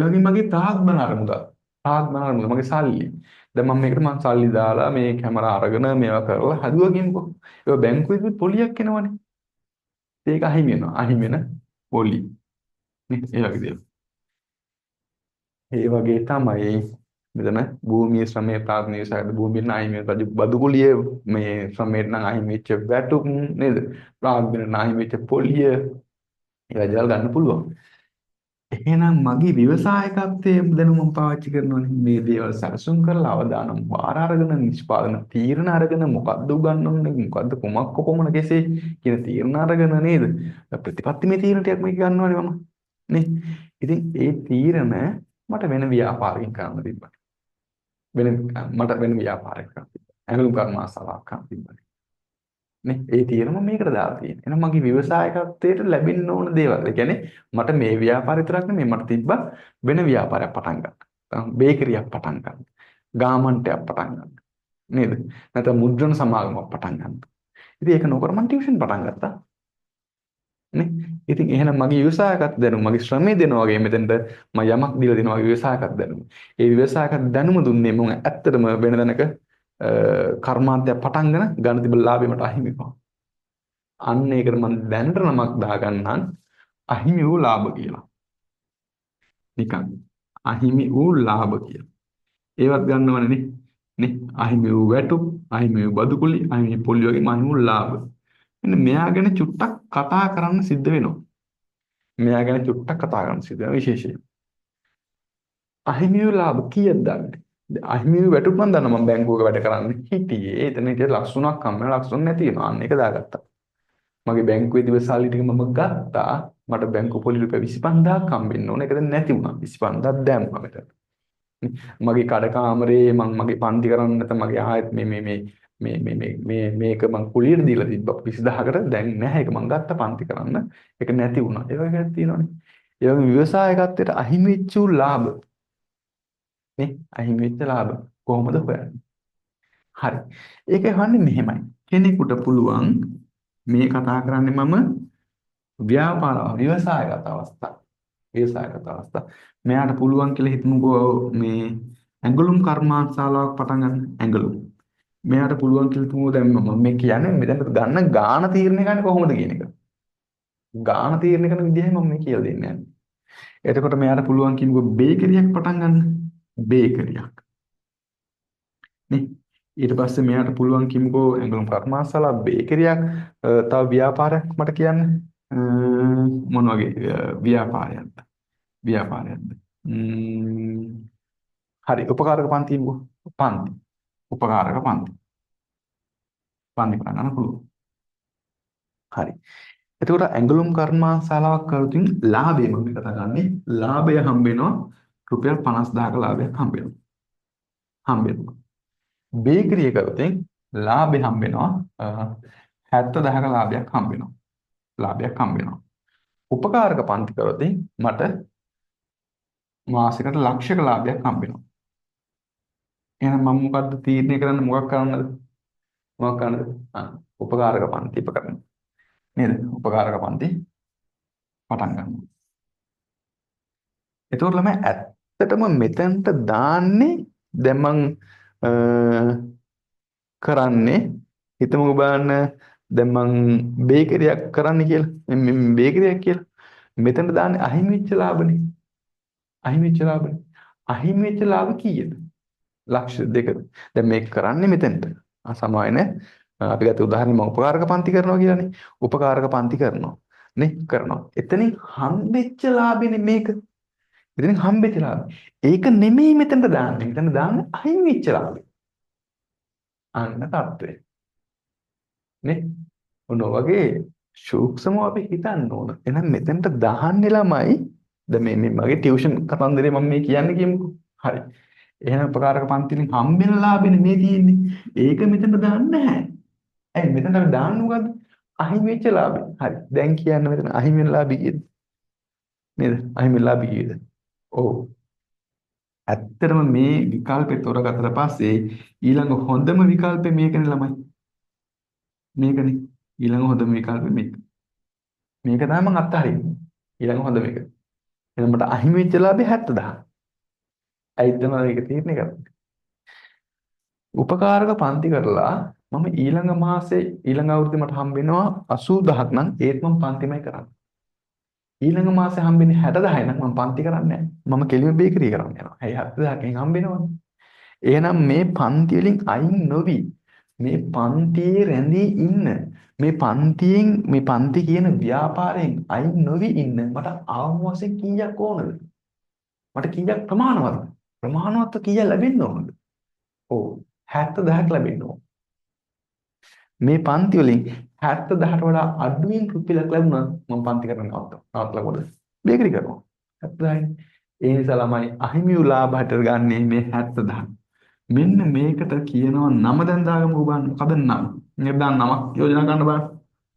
නේ ඔව් අහිමි වූ ලාභ තමයි සංකල්පය නමුත් නමක් ගත්තොත් ඔන්න උකට කියනවා ප්‍රාමාණික ලාභය මොන ලාභෙද ප්‍රාමාණික ලාභය ප්‍රමාණවත් ලාභය ප්‍රාමාණික ලාභය ප්‍රාමාණික ලාභය එහෙනම් ප්‍රාමාණික ලාභය කියලා කියන්නේ දැන් අපි විස්තරයක් කරගමුකෝ මොකද්ද ප්‍රාමාණික ලාභය කියන්නේ කිසියම් ව්‍යාපාර කටයුත්තෙන් ඉවත් නොවි නොවි එම ව්‍යාපාර කටයුත්තම රැඳී සිටීමට බලාපොරොත්තු වන අවම ලාභයට තමයි ප්‍රාමාණික ලාභය කියන්නේ. මේකෙන් ඉවත් නොවි මේකේ ඉන්නවාට ඕන ගාන තමයි ඊළඟ එකකින් ලැබෙන ගානවත් ඕන. ඊළඟ ගානවත් ඕන. පැහැදිලි නේද? හරි. එහෙනම් ඒකට කියන නම ඔන්න දාගමු දැන්. ප්‍රාමාණික ලාභ කියන නම දානවා. ප්‍රාමාණික ලාභ ප්‍රමාණවත් ලාභයක් ඕන. ප්‍රාමාණික ලාභ. ප්‍රාමාණික ලාභ. එහෙනම් හරි. එහෙනම් අලුත් සංකල්ප තේරුම් ගත්තා. එහෙනම් මේකට උදාහරණ වලින් මේ ප්‍රාමාණික ලාභයෙන් උදාහරණ ගොඩක් අයට තේරෙන්නේ නැහැ. දැන් තේරෙනවනේ. අපි එහෙනම් අහිමි වෙච්ච වැටුප් දා ගන්න ඕනේ. අහිමි වෙච්ච බදු කුලි දා ගන්න ඕනේ. අහිමි වෙච්ච පොලි දා ගන්න ඕනේ. ඒ වගේම අහිමි වෙච්ච ලාභ දා ගන්න ඕනේ. එන්නේ ලාභ ප්‍රමාණයට අපි කියනවා ප්‍රාමාණික ලාභය. ඒත් මේකෙන් ලාභ කියන නම තිබ්බට මේක ලාභයේද? ලාභේ නෙමෙයි. ඔක ලාභේ නෙමෙයි. ඔක පිරිවැය. ඇයි? ආරෝපිත පිරිවැය නෙමෙයි. පිරිවැයට තියෙන වියදමක්. වියදම. හරි. එහෙනම් මේ වැඩේ ලාභේ කීයක් වෙන්න ඕනද? ලාභේ. හරි. ඒක අපි ගණනය කරමු. එනිසා සමහරවිට මේ ප්‍රාමාණික ලාභ කියන නම තිබ්බට ඒක ලාභයක් නෙමෙයි වියදමක්. ඇයි හේතුව? මම කෙනෙක් අහනවා. අයි ප්‍රාමාණික ලාභය වියදමක් කියලා කිව්වනේ අපේ සර්. ඒ ඇයි? ඇත්තනේ අපි වේදනට කොටස් දෙකක් ගන්නවනේ. මොකද්ද? ඍජු පිරිවැය වක්‍ර පිරිවැය කියලා දෙකක් තියෙනවනේ. වක්‍ර පිරිවැය නැත්නම් ආරෝපිත පිරිවැය කියන්නේ මොකද්ද? අපේ සම්පත් අපිම පාවිච්චි කිරීම වෙනුවෙන් අහිමි වෙන එකක් නේ. ඒකට අපි සම්පතේට අපි පාවිච්චි කරනවා භූමිය ශ්‍රමයේ පාගුණ ව්‍යවසායකත්වයට යෙදවීමක් නේ. මේ යෙදවීමකට යම් වියදමක් කරනවා නම් බලාපොරොත්තු වෙනවා නම් යම් ගානක් ඒක පිරිවැය කොටසක් නේ. ලාභෙ නෙමෙයිනේ. අන්නේ බලාපොරොත්තු වෙන ඉක්මනට දෙයක් ලැබෙනවා නම් ඒක ලාභය කියලා ගන්න පුළුවන්. පැහැදිලි නේද? හරි. එහෙනම් ඊළඟ අවස්ථාවට එන්නම්. ඊළඟ අවස්ථාවට එන්නම්. මොන බලා ගන්න. මේක චුට්ටක් වැදගත් අවස්ථාවක්. ඔන්න මෙතන ආරෝපිතේ ඍජු පිරිවෙන ගැන අපි ගත්තේ නේද? ඍජු පිරිවෙන. දැන් මේවට උදාහරණ දන්නවා. උදාහරණ දන්නවා මේවට. හරි. අපි හිතමුකෝ ඍජු පිරිවැය 80,000යි කියලා. ඔක්කොම 80,000යි. එහෙනම් මේ 80,000 ඇතුලේ තියෙන්නේ මොනවද? තියෙන දේවල් මට කියන්න. ඔව්. බාහිරට ගෙව වැටුප්, බදු කුලි, නැත්නම් අමුද්‍රව්‍ය මිලදී ගැනීම, නේද? බැංකු ණය පොලී ගෙවීම, ප්‍රවාහන වියදම් ඒ ඔක්කොම තියෙනවා. ඒතර ආරෝපිත පිරිවැය අපි ගමුකෝ රුපියල් 60,000 නෑ 30,000ක් විතර ගමුකෝ. නේද? 30,000ක් විතර ගමුකෝ.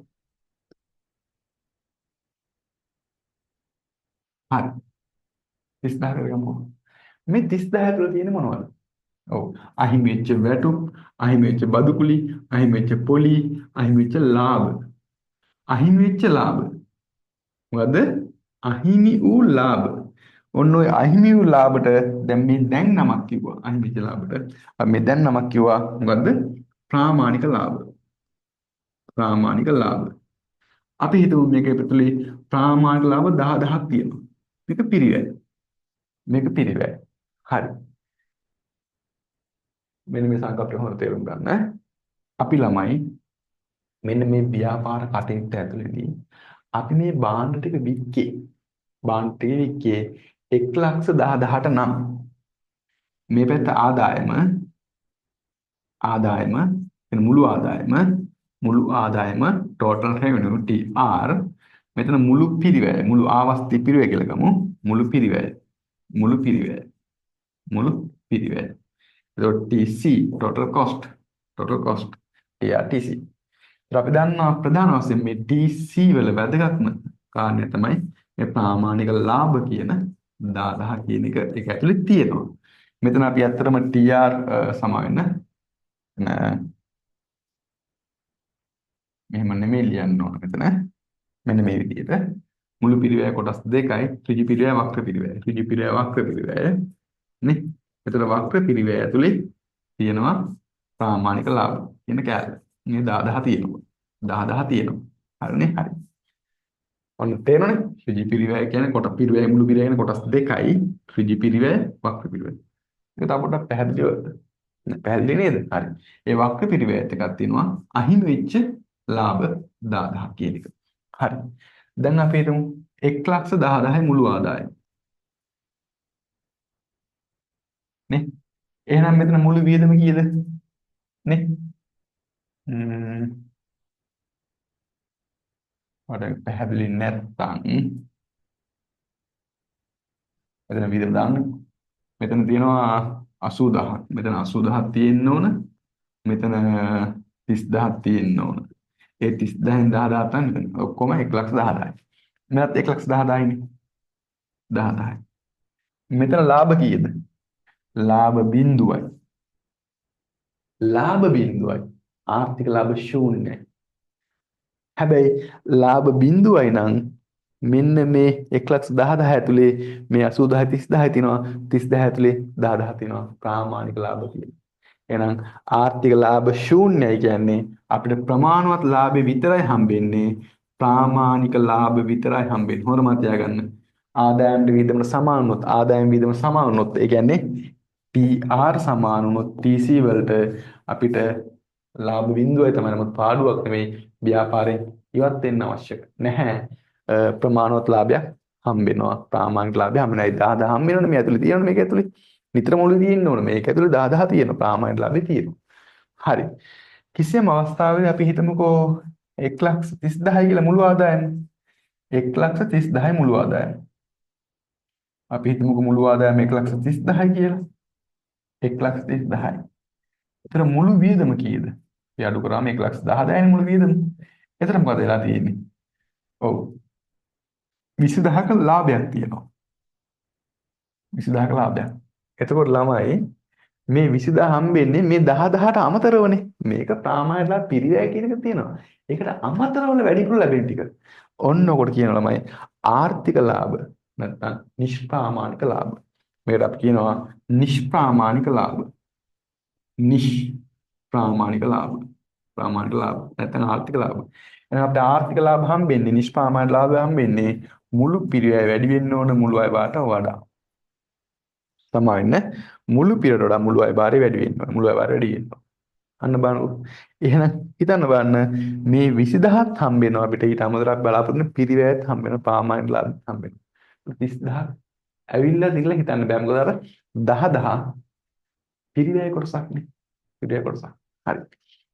කිසිම අවස්ථාවක් අපි ගමු.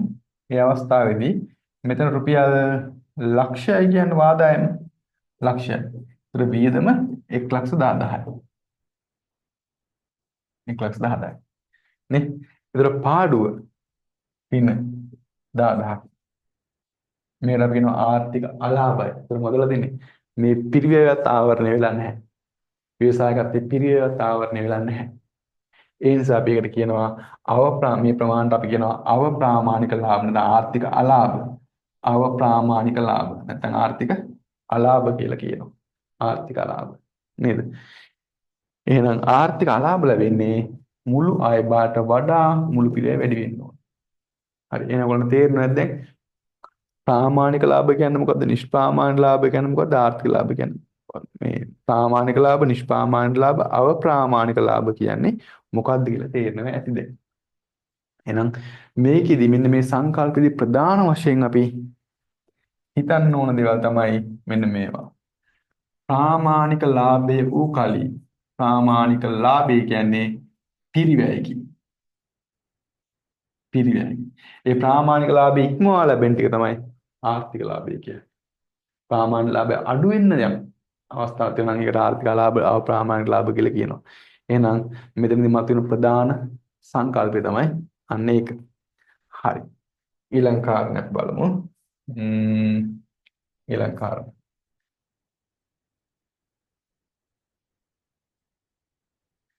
හරි. අපි මෙතන ආපහු එමුකෝ. නේ? පිරිවැය වර්ග දෙකයිනේ. මොකද පිරිවැය වර්ග දෙක? ඍජු පිරිවැය, වක්‍ර පිරිවැය. වක්‍ර පිරිවැය. වක්‍ර පිරිවැය. වක්‍ර පිරිවැය. ඍජු පිරිවැයට උදාහරණ දන්නවනේ. උදාහරණ දන්නවනේ. ඔව්. නේ? උදාහරණ දන්නවා. හරි. වක්‍ර පිරට දැන් උදාහරණ දන්නවනේ. අහිමිච්ච බැටු, අහිමිච්ච බඩුකුලි, අහිමිච්ච පොලි, අහිමිච්ච ලාභ, ප්‍රාමාණික ලාභ වගේ දේවල්. ඍජු පිරට බාහිරින් ගේ බාහිරට ගේ වැටු, පවුන්ඩ් වල මිලදී ගැනීම, ප්‍රමාණ ගාස්තු ගෙවීම, දිලි බිල ගෙවීම, අන්න ඒ වගේ දේවල්. අන්න ඒ වගේ දේවල්. හරි. දැන් ළමයි මගේ මේ ව්‍යාපාරයේ පටන් ගන්නකොට මම ලැප්ටොප් එකක් ගත්තා. මේ ක්ලාස් කියන එක ගමුකෝ අපි. මම ලැප්ටොප් එකක් ගත්තා. නේ මේ ලැප්ටොප් එකේ වටිනාකම දැන් මේක උදාහරණයක් අපි හදාගන්න යන්නේ මේක කොතනද දාන්නේ කියන එක පොඩ අදහසක් ගන්න තර්කානුකූලව හිතන්න. ලැප්ටොප් එක ළමයි 3,20,000යි. 3,20,000. 3,20,000. ලැප්ටොප් එක අරන් ඉවරයි 3,20,000. එතකොට ඇත්තටම මේ 3,20,000 ස්ථාවර පිරිවැයක් නේ. ස්ථාවර පිරිවැයක්. එතකොට අපි මේ 3,20,000 වීදම හැටියට දානවද? බාහිර පාර්ශ්වයට මුදල් ගෙවුවට. නෑ. මේකට අපි දාන්නේ සාමාන්‍යයෙන් ළමයි මේ ලැප්ටොප් එක දියු කාල වල ව්‍යාපාරෙ තියෙනවනේ. මේකට මේ කාලෙට පාවිච්චි කර ප්‍රමාණය. ඒක හොයාගන්නේ කොහොමද? ඒක තමයි ඒ ගෙවිච්ච ප්‍රමාණය, ෂේ වෙච්ච ප්‍රමාණය, පාවිච්චි කර ප්‍රමාණය, ගෙවිච්ච ප්‍රමාණය. දැන් අපි වාහනයක් පදිනකොට ටයර් ටික ගෙවෙනවනේ. නේ? කිලෝමීටර් 50,000 දුන්න දුර පස්සේ ටයර් ටික සම්පූර්ණයෙන් ගෙවිලා. ඒ කිලෝමීටර් 50,000ට අලුතින් ටයර් දාන්න යන වියදම කිලෝමීටර් ගානෙන් බෙදුවම 1 කිලෝමීටරට ගෙවිච්ච ටයර් එක වටනම හොයාගන්න පුළුවන්. ඒ වගේම මේ දිව්කල් ටයර්මත් තියෙන ස්ථාවර වත්කම් ගත්තට පස්සේ ඒව මේ ඍජු පිරිවෙ ඇතුළට දාන්නේ නැහැ. දාන්නේ ඒවට ලබන අවුරුද්ද වාසි තියෙනවා ඊළඟ අවුරුද්ද පළදා මේ ආර්ථිකයට පළදායිතාවක් තියෙනවා නේද? ඒ නිසා මේ අවුරුද්දට අවශ්‍ය ටික විතරයි දාගන්න. ඔන්න ඕකෙදි ගිණුම් කරන්නේදී ඔය ප්‍රමිත බිහි කරලා ඉවරලා ගිණුම් කරන්නේදී කියනවා අපි ෂේවිං තියෙන දාන්න ඕනේ කියලා. එහෙනම් විවිධ ප්‍රමිතයන්ට ගිණුම් කරන ප්‍රමිතයන්ට තාක්ෂණික ක්‍රමවේද යටතේ මේකේ ගෙවිච්ච ප්‍රමාණය, ෂේ වෙච්ච ප්‍රමාණය ඇස්තමේන්තු කරනවා. ක්‍රමක්ෂය ගණනය කරනවා. ඒක accounts කරන දන්නේ නැති සරල මාර්ග ක්‍රමයට හිමි ක්‍රමයට අපිට වැඩක් නෑ. අපිට ඕන මොකද්ද? දැන් මම මේ මෙතන ඉන්නවනේ ආර්ට් accounts නොකරන ළමයිනුත් නේ. ඒගොල්ලන්ට මේක තේරෙන්න බෑ. අපිට වැඩක් නැහැ. කොහොමද කරන්නේ? ගෙවිච්ච ප්‍රමාණය මෙතන දාන්න ඕන. ඒක ඇස්තමේන්තු කරන ක්‍රමවේද තියෙනවා. හරි. අපි හිතමු රුපියල් 20,000ක් ෂේ වුණා කියලා. ෂේ වුණා. පාවිච්චි 20,000ක් පාවිච්චිලා තියෙනවා. 20,000ක් පාවිච්චිලා තියෙනවා. එහෙනම් මේ 20,000ට තමයි කියන්නේ ක්‍රමක්ෂය කියලා. ක්‍රමක්ෂය. මේක දාන්නේ ඍජු පිරිවැයකට දෙන වක්‍ර පිරිවැයකට. ඍජු පිරිවැයකට දෙන වක්‍ර පිරිවැයකට. මම දන්නේ නැහැ. මම දන්නේ නැහැ මොකටද දාන්නේ කියලා. මට කවුරු කියලා දෙලත් නැහැ. කියලා හිතුවා මම කල්පනා කරනවා. ඇත්තටම ලැප්ටොප් එක අපි පිටින් ගත්තේ. ඒක බාහිරට ගියපු ගානේ. 3,20,000. නමුත් මේ 3,20,000ම දාගන්නේ නැහැනේ. අල්පයක්මත් තියෙන නිසා. එහෙනම් ඒ බාහිරට ගෙවපු වලින් මේ අවුරුද්දට අදාළ ප්‍රමාණය විතරම දාගන්නේ ෂේවිම් හැටියට. ඒ කියන්නේ රිපිර වෙන්න ඕන. තර්කය හරිනේ. හරිද? දැන් අන්නේම තර්කානුකූල අපි ඉගෙන ගන්න සිද්ධාන්තات එක්ක මේ තර්කානුකූලව මේවා පාවිච්චි කරනවා නම් මහලු දෙයක් නෙමෙයි මේ විෂය ගන්න තේරුම් ගන්නවා කියන එක. හරි. එතකොට ළමයි අපි මෙතන මේ ක්‍රමක්ෂය 20,000 දානවා මෙතන. 20,000 දානවා. මේ උදාහරණ ක්‍රමක්ෂය. හරි. දැන් එන ඇත්තම ලැප්ටොප් එක ගෙවිච්ච ටික අයින් කරලා පස්සේ දැන් ලක්ෂ 3ක් වෙන්න ඉපේ. ලක්ෂ 3ක්. ලක්ෂ 3ක්. දැන් මේ ලැප්ටොප් එක මම විකුණලා වෙන එකක් ගන්න හිතාගෙන ඉන්නේ ළමයි. පොඩ්ඩක් හොඳ එකක් ගන්න හිතාගෙන ඉන්නේ. හිතන්න බලන්න. හොඳ එකක් ගන්න හිතාගෙන ඉන්නේ. දැන් මේ තනින් තන ඉගෙන ගන්නේ තනින් තන ඉගෙන ගත්තට නේ මම මෙතනින් මේ ටිකෙන් දෙන්නේ ලැබෙන්න ඕන සූක්ෂම දැනුම පස්සේ නිබන්ධන ඔස්සේ අපි ක්‍රමානුකූලව මම ඔයාලට මඟ පෙන්වීමක් කරනවා. ඒ ටික හදා ගන්න පුළුවන් කිසි ප්‍රශ්නයක් නැහැ. හරි. දැන් මේක ලක්ෂ 3යිනේ. දැන් මේක විකුණනවා නම් මම කවුරු කෙනෙක් ඉල්ලනවා. මම මේක විකුණන්න හිතාගෙන ඉන්නේ. නෑ ඔයාගෙන සර් එන මට දෙන්න කියලා කිව්වන් පස්සේ මේ මම කියනවා එහෙනම් මේ මම මේක 3,20,000ට ගත්තේ 20,000ක් විතර මම පාවිච්චි 20,000ක වටිනාකමක් විතර මම පාවිච්චි කරලා තියෙනවා මේකත් එක්කම මේ ෂේවිම් අයින් කරලා පස්සේ ඇත්තට මේකේ වටිනාකම දැන් ලක්ෂ 3යි මම ලක්ෂ 3ට දෙන්න කියලා ඊට පස්සේ ඔයා කියනවා ටික දවසකින් සර් මම මේ ගොඩක් තැන්වලදී හොයලා බැලුවා සර්ච් කරා මේ දැනට සර් ওই මට මේක යන්නේ ওই අවුරුද්දක යන්නේ සර් 1,50,000ක් සමයි 2,50,000ක් වගේ තමයි යන්නේ සර් 2,50,000ට දෙන්න පුළුවන් කියලා අහනවා. එතකොට එයා ඔය කිය වෙළඳපොළ වටිනාකම නේ ඇත්තටම. මේකෙන් වටිනාකම සහ වෙළඳපොළ වටිනාකම කියන එක දෙකක්.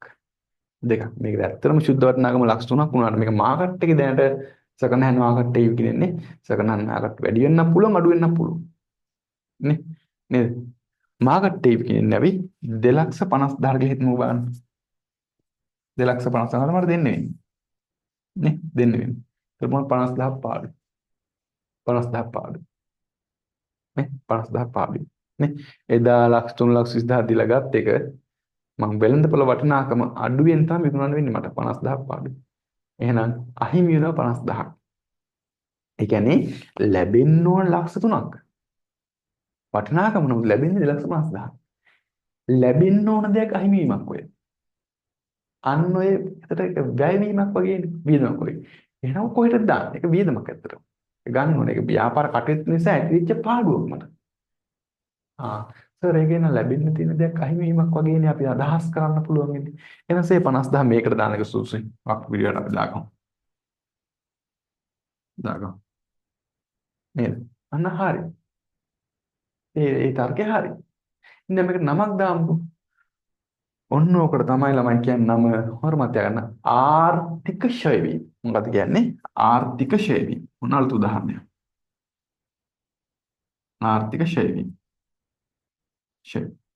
එහෙනම් දැන් දන්නවා මේකට එන්න ඕන දේවල් අහිමි වෙච්ච වැටුප්, අහිමි වෙච්ච බදු කුලී, අහිමි වෙච්ච පොලී, ප්‍රාමාණික ලාභ, ආර්ථික ක්ෂය වීම. ඔටික එන්න ඕන. මෙතන කිසි ප්‍රශ්නයක් නෑ. ක්‍රමක්ෂයත් එක්කම බාහිරට ගෙවූ වැටුප්, බාහිරට ගෙවූ කුලී, බාහිරට ගෙවූ බදු කුලී, ප්‍රවාහන ගාස්තු, ඉන්ධන ගාස්තු, විදුලි ගාස්තු, ඒ සියලුම දේවල් ටික මේකට එන්න ඕන. නේ? හරි. එහෙනම් මේ උදාහරණේ පැහැදිලි. හරි. ඊළඟට මම මෙහෙම දෙයක් පොඩ්ඩක් කියලා දෙන්නම්කෝ. මම පන්ති කරනකොට ළමයි පන්ති කරනකොට ඇත්තටම සමහර වියදම් තියෙනවා. දැන් මම මේ ලැප්ටොප් එක තියාගෙන මේසයක් උඩ. උඩ උස්සට ගහලා මේසයක් උඩ. ඇත්තට මේ මේසෙ පන්ති ගන්න ගත්තේ. හදාගත්තේ. වැඩේ තියෙන්නේ මේකේ දැන් හෙට පන්ති නැවතුවා කිව්වෝ මේක විකුණන්න බෑ කාටවත්. දැන් පන්ති කරේ නැහැ කියමුකෝ. මේකේ වෙන ප්‍රයෝජනයක් ගන්න බෑ මට. විකල්ප ප්‍රයෝජන නැහැ. මේකේ කැම කන්නත් බෑ මේකේ ඉඳගෙන ඉන්නත් බෑ මේකේ මේ උසරන්න තියෙනවනේ නෝට් එකක් ලියන්නත් බෑ මේකේ. මේක පාවිච්චි කරන්න බෑ. මේ විකල්ප ප්‍රයෝජන නැහැ. විකල්ප ප්‍රයෝජන නැත්තම් මේකේ කෙලිම කියනවා සර් ආස්තිපරයක් නැහැ. ආස්තිපර ශූන්‍යයි. ආස්තිපර ශූන්‍යයි මේකේ. නේ යම් වියදමක් දරලා අවසන් වුණාට පස්සේ ඒක වර්තමානයේ මේක අත්පත් කරගන්න වර්තමානයේ ආවරණය කරගන්න බැරි නම් එවැනි වියදම් තියෙනවා. ඒතර තීරණ ගන්න මේ ගැන හිතන්න ඕනේ නැහැ. දැන් මං හෙට පන්ති නවත්තලා මම මේක විකුණන්න යනවා. ඉතින් මම මේක පන්ති නවත්තලා මේක විකුණන්න යනකොට මම ගත්තේ 50 කවුරු කෙනෙක් ඇවිල්ලා ගානට. බෑ මම ගත්තේ 50,000ට මේ ගානට දෙන්න බෑ. නේද? දැන් හරි. ඒක තේරෙනවද මෙන්න මේ හිතමු බලන්න. ඔයා ඩෙනිමක් ගන්නවා කඩේ. අලුතෙන්ම ඩෙනිමක් ගන්නවා. නේ කියලා ලේබල් එකක් ගහලා දෙනවා දවස් 7ක් ගියාට පස්සේ 7ක් යන කලින් ඕනනම් මාල් කරන්න කියලා. ඔයා දැන් මේ ඩෙනිම අරගෙන ඉවරලා ගෙදර ඇවිල්ලා බලනවා ඔයාගේ ඉන ඔව් 30 සයිස් එක ඩෙනිමක් ගෙනාවේ. ඉතින් ගෙදර ඇවිල්ලා බලලා ඉතින් මේ දැන් ඇඳලා මේ අඳින්න කලින් මේ හොදනවා ටැක්ටික් ගාලා හොදනවා. හේදුවට පස්සේ එකපාරක් හේදුවට පස්සේ තමයි දකින්නේ ඒක 32 එකක්. ගේනකොට මාරු වෙලා. ඉතින් බලන්න 6000ට ගත්තේ. දැන් කන්න දෙයක් නැහැ විදිහට මරලා ඉවරයි. ආයෙ කාලේට දෙන්නත් බෑ සල්ලි කරගන්නත් බෑ ආයෙ. නේ ඔයා දැන් ඕගොල්ලන්ගේ ගෙදරට එනවා ඥාති සහෝදරයෙක් කියනවා මේ ඩෙනිමක් ගත්තා මේ 6000යි වට ඕන්න මං 6000ට දෙන්නම් කියලා. එයා කියනවා මේ 6000ට බෑ මං ගාව 2000 දෙන්න 2000 දෙන්නම්ද කියනවා. ඔයා දෙනවද නැද්ද? දැන් මේ තීරණය ගද්දි ළමයි අර දරපු වියදම ගැන හිතලා වැඩක් නැහැ. 6000 ආවරණය වෙන්න ඕන කියලා හිතන එක මෝඩකමක්. ඒක අකාර්යක්ෂම තත්ත්වයක්. මොකද යම් වියදමක් දරලා අවසන් එක නැවත අත් කරගන්න බැරි නම් අනාගත තීරණ ගන්නකොට ඒ වියදම ගැන හිතන්න එපා.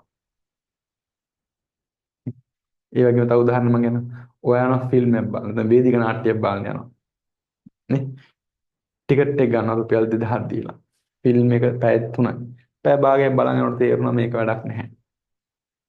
අපරාධයි. ඔයා ටිකට් එක ගත්ත නිසා බලලා එනවද නැත්නම් නැගිටලා එනවද?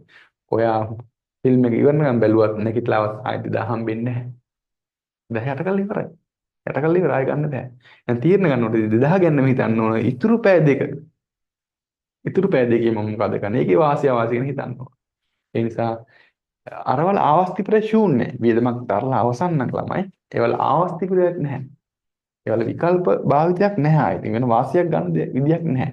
එහෙම අවස්ථාවක් තියෙනවා. අන්න ඒවට කියනවා ඒවා ගන්න නැහැ. මේ ඍජු පිරිවෙලට ගන්නෙත් නැහැ, වක්‍ර පිරිවෙලට ගන්නෙත් නැහැ. පිරිවෙලක් නෙමෙයි නිෂ්පාදන අදාළ පිරිවෙලකට ගන්නෙ නැහැ අපි. නේ? ගත්තොතින් ආකාර තේරුමක් නැහැනේ. නේද? ඒක නිසා ඇති වෙන වියදමක් හැටියට අපිට ඇස්තමේන්තු කරන වටිනාකමක් ගන්න බෑ. ඒ නිසා අන්න ඒ වගේ වියදම් වලට කියනවා යටකල පිරිවැය. යටකල පිරිවැය. ළමෙක් හරි ප්‍රශ්නයක් මට ගෙනත් දෙනවා මේ සර් පේපර් එක තිබ්බස මේ වගේ ප්‍රශ්න විභාරෙ එන්න පුළුවන් කියලා. මම මොකද ප්‍රශ්න? සර් ඉහිරුණු කිරට හනන්න එපා. ආර්ථික විද්‍යාත්මකව පැහැදිලි කරන්න. මම කොහොම මේ වගේ ගන්න විභාරෙ එන්නේ නැහැ ගණන් ගන්න එපා කියලා. දැන් එහෙම කියන්න බෑනේ. ඒක ඔයගොල්ලෝ අපි දක්ෂයි කියන එකද? ටර්ම් එක දන්නේ නැහැ කියන එකනේ. නේද? ඉහිරුණු කිරට හනන්න එපා. ඇත්ත. මොකද ආර්ථික දෙයක් යටකල පිරිවැය. ඉහිරිලා නම් ඒකට අඬලා වැඩක් නැහැ. ඒ කියන්නේ හිතලා වැඩක් නැහැ. කෝප්පයම් ප්‍රමාණයක් ඉතුරුලා තියෙනවා නම් ඒක බොන්න පුළුවන් ප්‍රමාණය ගැන විතර හිතන්න ඕනේ. හැලිච්ච ඒවා ගැන බොන්න බැරි නම් ආය වැඩක් නැහැ. තීරණ ගන්න හැලිච්චට ගැන හිතන්න එපා. ඒක තමයි සංකල්පය. මේ ප්‍රශ්න විභාගයට ඇහෙන්නේ නැහැ. ගුරු නිර්මාණය කරාද. නේද? හරි. ඉතින් ඒකත් දන්නවා. ඒකට අපි කියනවා මොකද? යටකල පිරිවැය. ආර්ථික දාලා පිරිවැයක් නෙමෙයි. හරි. අපි එහෙනම් ඊළඟ දැන් පොඩ්ඩක් ආපහු තව පොඩ්ඩක් සූක්ෂම අධ්‍යයනය කරමු. තම ඉගෙන ගන්න දේවල්ම තව පොඩ්ඩක් සූක්ෂම අධ්‍යයනය කරමු. මෙන්න මේ ආකාරයට. ඍජු ආර්ථික විද්‍යා පිරිවෙය වර්ග දෙකයි. එකක් තමයි ආර්ථික විද්‍යා නිෂ්පාදන පිරිවෙය කියලා කියන්නේ. නිෂ්පාදන පිරිවෙය කියලා කියන්නේ භාවිතා කරන සියලු සම්පත්වල පිරිවෙයට අපි ගන්නවා. කොටස් දෙකයිනේ. දැන් මේ නිර්වචන ඉගෙන ගන්න, ඒ කියන්නේ හරියට ක්‍රමානුකූලව ඉගෙන ගත්තොත් එහෙම නෙමෙයි. මේ පොඩි වටපිටාවක් තමයි අපි ආවරණය කරන්නේ. නිර්වචන ඉගෙන ගන්න විදිය, ඒවට එනවා වචන, ඒ දේවල් අපි පස්සේ ඉගෙන ගන්න පුළුවන්. හරි. නිෂ්පාදන පිරිවෙය ගත්ත කොටස් දෙකයි.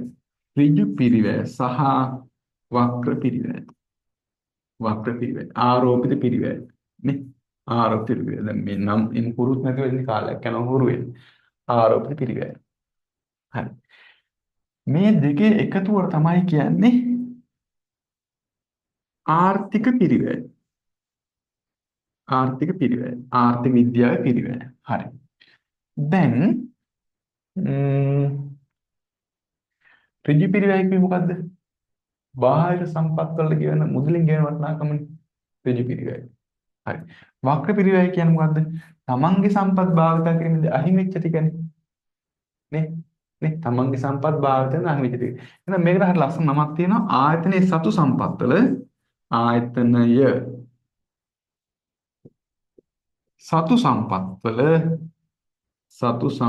වල ආවස්තික පිරිවෙය. ආවස්තික පිරිවෙය. ඇත්තනේ. ආයතනයේ සතු සම්පත් වල අහිමි වෙච්ච වියදම. නේ? වියදම. හරි ප්‍රශ්නයක් නෑ.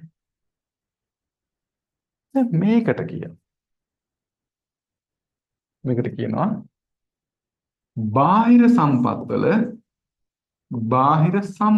වල ආවස්තික පිරිවෙය. ආවස්තික පිරිවෙය. සර් ඒක තේරෙන්නේ නැහනේ. ඒකට ආවස්තික පිරිවෙය කියන්න පුළුවන්ද? මේක නම් තේරෙනවා සර් පොඩි කාලේ ඉගෙන ගත්ත මේ ආයතන සතු සම්පත් වලින් අහිමි වෙච්ච දේනේ ආවස්තික පිරිවෙයනේ. ඒක හරි. සර් මේ ආයතන සතු සම්පත් වල මේ සමාන බාහිර සම්පත් වල ආවස්තික පිරිවෙය. හරි. දැන් මෙහෙම හිතමු බලන්න. ත්‍රිවිල් මහත්තයෙකුට අපිට මේ වැඩේ කරලා දෙන්න අර කිව්ව මේ ඇඟලුම් ටික බෙදාගෙන එයාගේ ගාණ අහනවා. එයා කියන ගාණ එයාගව මාසෙකට 10000ක් දෙන්න. එයා කියනවා 10000 කියලා මාසෙකට. ඒ ඉතින් 6ත් කියන්නේ කඩවල බඩු දාන්න. එයා ඒ ගාණ කියන්නේ කොහොමද? ඇයි එයා ගාණ කියන්නේ? එයා ඒ ගාණ කියන්නේ එයාගේ ඉන්ධන වියදම් ඒවත් බලනවා තමයි. නමුත් එයා ගාණ කියන්නේ මේ වගේ ගමනක් මට යනවා නම් වෙන තැනකින් මට 10000ක් ගන්න පුළුවන්. ඒ 10000 නැති වෙන නිසා තමයි මම ඒ ගාණ කියන්නේ. දැන් මගේ ෆෝන් එක විකුණනවා කියමුකෝ. මගේ ෆෝන් එක විකුණනවා. ඔයා ගන්න ලෑස්ති. මං ගාන කියන්නේ කොහොමද? මං කියනවා ළමයි රුපියල් 50000ක් දෙන්නකෝ. රුපියල් 50000ක් දෙන්නකෝ. 50000 කොහොමද මං තියෙන්නේ ගන්න? ඇත්තට මේ ෆෝන් එක මාකට් එක යන්නේ 50000යි. මට වෙන කාර්ය විකුණනවා නම් 50000ක් ගන්න පුළුවන්. ඒක දැන් නැති වෙනවා වාඩි විකුණනකොට මට ඒ ගන්න වගේ ඕන. එළමයි බාහිර සම්පත් මිලදී ගන්න හැම වෙලෙම හැම පොල් ගෙඩියක් කිව්වත් බස් ගාස්තු කිව්වත් නේද ෆෝන් එකක් කිව්වත් ලැප්ටොප් එකක් පිටින් ගෙන හැම වෙලෙම මේගොල්ලෝ කියන්නේ මොකද්ද? ඒගොල්ලන්ගේ ආස්ති ප්‍රයෝජන කියන්නේ. නේ ඒගොල්ලන්ගේ ආස්ති ප්‍රයෝජන කියන්නේ. නේද? දැන් ඉතින් හිතමු බලන්න එහෙම දැන් මම පන්ති ගාස්තු දැන් ළමෙක් මට කතා කරනවා ළමයිට කතා කරන ගෲප් ක්ලාස් එකකට. ඉතින් සර් කීයද කියලා ඇහුවා. මං කීයද කොහොමද ගන්න කියන්නේ? දැන් මං කිව්වම මට රුපියල් 20000ක් දෙන්න කට්ටියම මාසෙකට. කියලා මං කිව්වොත් ඇයි ඒ ගාන කියන්නේ? ඔව් මට වෙන පන්තියක් ඒ කාලේට 20000ක් ගන්න පුළුවන් මේ යන මාකට් එකත් එක්ක. ඒක නැති වෙනවා මට. මේ පන්ති කන්න යුද්ධ එක මම ඒ ගාන කියන්නේ. වියදමත් එක්ක බලලා තමයි ඒක රක්ෂිත කරන්නේ. නමුත් ප්‍රධාන වශයෙන් අහිමි වෙන වගේ තමයි කියන්නේ අපි. රුපියල් වලින් කිව්වත් කියන්නේ අහිමි වෙන වගේ. ඒ නිසා තමයි ළමයි මේකට කියන්නේ මොකද්ද? බාහිර සම්පත් වල අවස්ථි පිරිවැය. ආයතනයේ සතු සම්පත් වල අවස්ථි පිරිවැය. ඒ නිසා මේ දෙකේම අවස්ථික පිරිවැය කියන වචනේ තියෙනවා. ඒ නිසා තමයි ළමයි මෙතනට අපි නිෂ්පාදන පිරිවැය ආර්ථික පිරිවැය වගේම මෙතන තව නමක් දාගන්නවා සියලු සම්පත් වල අවස්ථි පිරිවැය. සියලු සම්පත් ලියුවේ නැති වුණාට ආවස්තික පිරිවැය කියන තව නමකින් දාගන්නවා. ආවස්තික පිරිවැය කියන තව නමකින් දාගන්නවා. ඉතින් ආවස්තික පිරිවැය කිව්වත් එකයි ආර්ථික පිරිවැය කිව්වත් එකයි නිෂ්පාදන පිරිවැය කිව්වත් එකයි කොහොම එකම සංකල්ප අදහස් වෙන්නේ. දැන් මම මේ කියන්නේ ඇයි දැන් අපිට ළමයි අපෙන් අහන ප්‍රශ්න ඇයි සර් මේ නම දාන්නේ? නේ ඔන්න ඒක කියා ගන්න පුළුවන් දක්ෂම ගුරුවරයෙකුට තියෙනවා. මොන දේ ඇහුවා ඇයි සර් නේ චූටි කාලේ නම් මම කරන හුරු කිරීම තමයි මම දන්න පොඩි ළමයි හැමෝටම මම දන්න හිතවත් ළමයි හැමෝටම හුරු කරන තමයි හැම වෙලේම දරුවෝ හේතු අහන. චූටි කාලේ කියනවා මේ ළමයින්ට දරුවෝ දකුණු පැත්තෙන් යන්න පාරේ. අදටත් යනවා හේතු දන්නේ නැහැ. නේ එහෙනම් පොඩි කාලේ දැන්වත් ළමයි ඔය පුරුදු වෙන්න මොන හරි දෙයකට හේතුව හොයන්න. ඇයි මේ? නේ ඇයි මේ? ඇයි මොකද්ද හේතුව? දුක හිතනම කඳුළු වෙනවා. මොකද්ද හේතුව? නේ දුක හිතනම විතරක් ඇයි කඳුළු වෙන්නේ? මොකද්ද හේතුව? නේ ඔය සංකීර්ණ ටිකක් කතා කරන්නේ. දැන් කිව්වොත් නේ දැන් පොඩි කෙනාට කියනවා පුතේ මෙන්න මේ වැඩේ මෙහෙම කරන්න. මම කිව්වා පුතේ මේ ඇඳුම් වේලනකොට මම කිව්වා පුතේ ඇඳුම් වේලනකොට මේ යට ඇඳුම් කන පිට පැත්ත වේලන්න එපා. යට ඇඳුම් හොඳ පිට පැත්ත වේලන්න. හොඳ ඇඳුම් උඩින් අඳින ඇඳුම් කන පිට පැත්ත වේලන්න. දැන් ඒක කරනවා. මේ ඊයේ පෙරේද මම අහනවා ඇයි කියලා. මං කිව්වා ඉතින් ඔයාට ඔය ඇයි කියලා අහන්න තිබ්බේ අද නෙමෙයිනේ. අද නෙමෙයිනේ ඇයි කියලා අහන්න තියෙන්නේ. නේ ගොඩක් එදා මං කියපු දවසේනේ. නේ ඉතින් අද මං හේතුව කියලා දුන්නා. පුතේ උඩින් අඳින ඇඳුම් හොඳ පිට දැම්මොත් අවුවට පිච්චෙන්න පුළුවන් ටක් ගාලා සවුත් වෙනවා. ඒක හේතුවක්. අනිත් යට ඇඳුම් පුතේ අපි කන පිට වේලන දැම්මොත් ඒවා අපිට ඇඟේ ස්පර්ශ වෙන පැත්තේ. ඒතර බාහිර විස බීජ මොන හරි දෙයක් ඒකේ තැවෙන්න පුළුවන්. ඇඟේ ස්පර්ශ වුණාට ලෙඩ රෝග වලට බෝ වෙන්න, ඉතින් ඒ වගේ අපහසුතාවපත් වෙන්න පුළුවන්. ඒ නිසා තමයි කන පිට යට ඇඳුම් හොඳට වේලනත් අන්න ඔහු නිරාතේ හරිනේ. නේ ජීවිතය වෙනස් කරගන්න ඕන නම් නේද? ඇත්තටම ඇයි කියලා අහන්න. හැබැයි කාගෙන්ද? දන්න කෙනෙක්ගෙන්. දන්න කෙනෙක්ගෙන් අහගන්න ඇයි කියලා. අදටත් මට ගුරුවරයෙක් ඉන්නවා. මම මගේ ගුරුවරයන් හැමදේම ගොඩක් දේවල්ට ඇයි කොහොමද කියලා අහනවා. මොකද මේක හැමදේම හේතුවත් එක්ක ගොඩනැගෙන ධර්මතාවයන් නිසා. මේ ලෝකේ ඔයා ඉගෙන ගන්න ඇයි යම් හේතුවකට. ඔයා ඒරවල කන්නේ ඇයි කියලා ඇහුවොත් හේතුවක් කියලා. නේ ඵලයක් හේතුවක් තියෙන හැම වෙලෙම ඵලයක් බිහි වෙන්න ඕන. නේ ඵලයක් ඇති වෙන්නේ හේතුව. නේ හරි ඒ වගේ දේවල් නම් පන්ති වල ගොඩාක්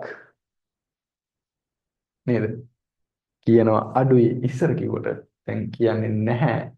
මොකද ගොඩාක් පුද්ගලිකව අර ඇහුවොත් තරක් යමක් කියලා දෙනවා. මොකද මේ ලෝකෙ තියෙන සංකීර්ණ බෝධන ගත්තොත් රටවත් අරින්න හිතෙන්නේ නැහැ අපිට. මොකද ඔයා ඉන්න අසරණකම තුලම මමත් ඉන්න නිසා. නේද? මමත් නිසා.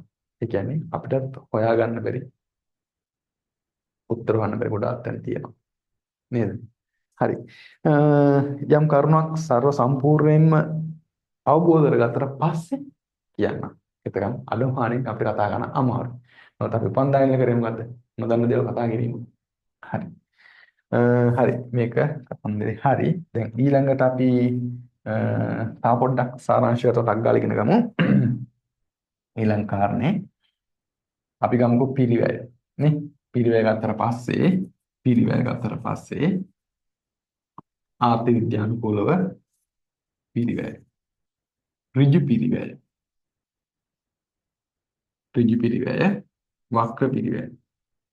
වක්‍ර පිරිවැය. ඍජු පිරිවැය 80ක් තියෙනවා. 80ක් තියෙනවා.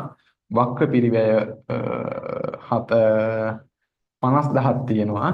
ඔක්කොම නේද? 1,30,000ක් තියෙනවා. 30,000ක් තියෙනවා කියමුකෝ. හරි. අපි පිරිවැය ගැන කතා කරද්දි ළමයි අපිට පුළුවන් මම මේ අමතර දැනුමක් මේ කියලා දෙන අමතර මේක අමතර වුණාට ඇත්තටම වැදගත් දෙයක් ප්‍රශ්න වලට අවශ්‍ය වෙන උපකාරයක් මේකෙන් සපය ගන්න පුළුවන්. හරි. පිරිවැය ගත්තට පස්සේ සමහරක් පිරිවැය අපි මේ පැත්තෙන් හඳුනාගත්තනේ. අපි මේ තව ක්‍රමයක් බලමු. මේ පිරිවැය ගත්තට පස්සේ සමහරක් ඒවා ළමයි අපිට හඳුනා ගන්න පුළුවන් හදන ඒකකයක් එක්ක වෙනස් වෙනවා. සමහරක හදන ඒකකයක් එක්ක වෙනස් වෙන්නේ නැහැ. දැන් මේ පන්තිකරණ එක බලන්නකෝ. දැන් මේ වයිට් බෝඩ් එක ඊට පස්සේ කැමරාව ඒ ටික කියමුකෝ. මේ ලයිට් ටික ඒවා එක ළමයෙක් හිටියත් 100ක් හිටියත් පැයක් පන්ති කරත් පැය 10ක් පන්ති කරත් එකම වටිනාකම යන්නේ.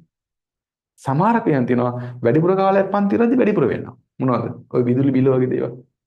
ඒ වගේ දේවල්. ඉතින් ඒ වගේ පිරිවැය ගත්තට පස්සේ නිෂ්පාදනයත් එක්ක වෙනස් වෙන ඒවා තියෙනවා. නිෂ්පාදනය වැඩි වෙනකොට වැඩි වෙනවා. අඩු වෙනකොට අඩු වෙනවා. ඒ වැඩි වෙන අඩු වෙනදී කොහොමද වෙන්නේ නේ පස්සේ ඊළඟ පාඩමෙන් කතා කරමු. එහෙනම් නිෂ්පාදනයත් එක්ක වෙනස් වෙන පිරිවැයට අපි කියනවා විචල්්‍ය පිරිවැය. විචල්්‍ය පිරිවැය. නිෂ්පාදනයත් එක්ක වෙනස් වෙන්න ස්ථාවරයි. දැන් හිතමු බලන්න අර බැංකු පොලි වගේ වියදම 10000ක වියදමක් බැංකුවට පොලි ගන්න ඕනේ. බාණ්ඩ එකක් හැදුවත් 100ක් හැදුවත් 1000ක් හැදුවත් ඒ ගානක් තමයි. ඒවට අපි කියනවා ස්ථාවර පිරිවැය. ස්ථාවර පිරිවැය. එහෙමත් ඉතින් මේ පිරිවැය වර්ගීකරණයක් කිරීමක්. පිරිවැය 1,30,000 නේ. 30,000. මම මේ 1,30,000 මේ පැත්තෙන් වර්ග කරලා තියෙන්නේ කොහොමද? ඍජු පිරිවැය වක්‍ර පිරිවැයට. මේ පැත්තෙන් වර්ග කරන්න යන්නේ කොහොමද? මේ ටිකම ස්ථාවර පිරිවැය විචල පිරිවැය හැටියට. විචල පිරිවැය හැටියට. එතකොට අපි ගත්තොත් ස්ථාවර පිරිවැයත් එක්ක බලුවට පස්සේ අපි උදාහරණයක් වශයෙන් ගමුකෝ මෙතන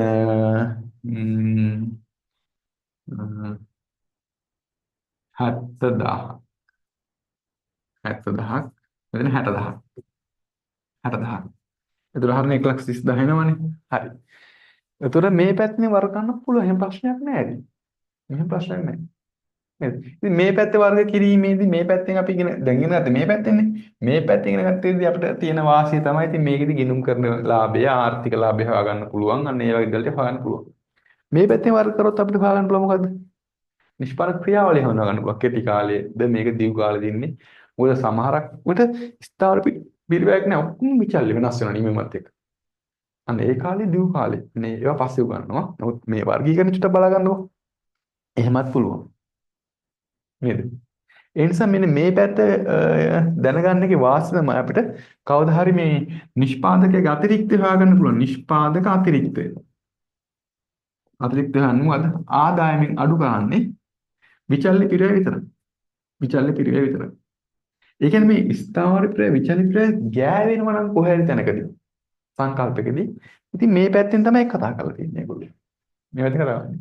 එහෙනම් බලන්න එකම පිරිවැය ටික මේ පැත්තෙන් මෙහෙම කරන්නත් පුළුවන්, මේ පැත්තෙන් මෙහෙම කරන්නත් පුළුවන්. එහෙනම් මේ පැත්තේ කඩලා අපි තාම ඉගෙන ගත්තේ නැහැ.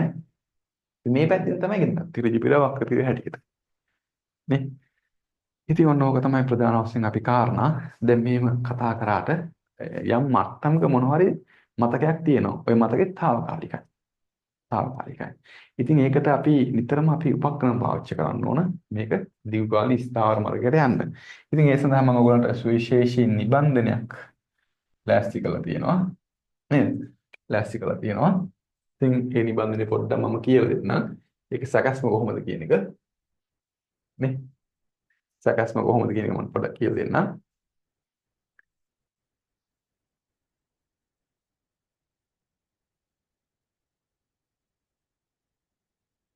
හරි නිෂ්පාදන පිරාස්ක මූලික සංකල්ප.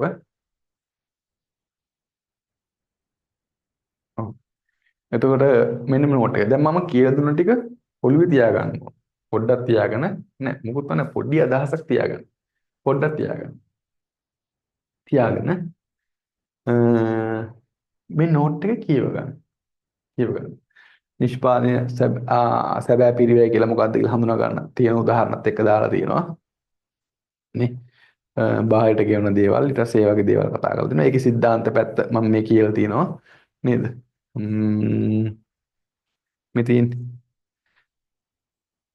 නිෂ්පාදන පිරිවැය ආර්ථික පිරිවැය අවස්ථි පිරිවැය කොටස් දෙකක් කියලා ඍජු පිරිවැය ආරෝපිත පිරිවැය කියන එක දාලා තිනවා. ඒකට ඍජු පිරිවැයට මූල්‍ය පිරිවැය ප්‍රත්‍යක්ෂ පිරිවැය කියලා කියනවා.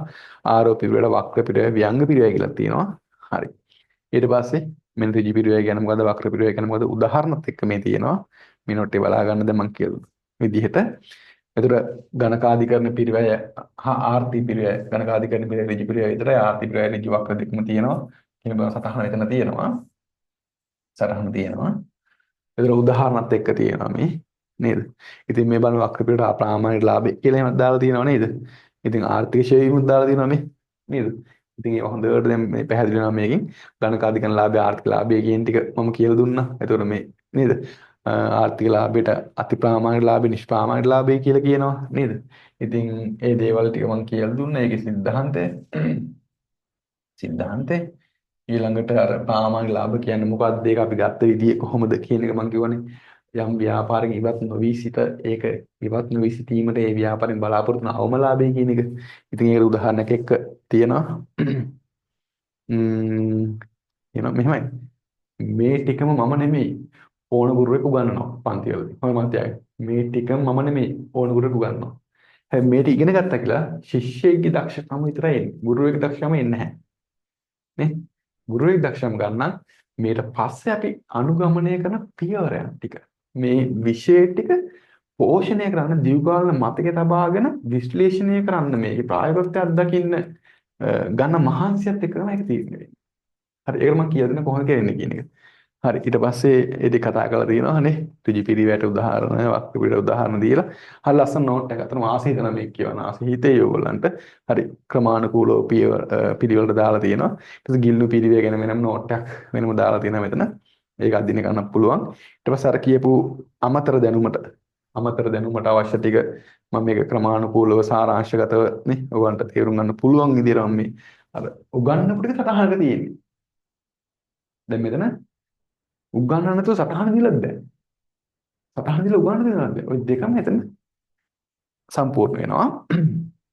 ඊට පස්සේ නිෂ්පාදිත ආර්ථිකලාභ අතර වෙනස ප්‍රශ්නයක් හදන්න පුළුවන් තැනක් වෙන දාලා තියෙනවා.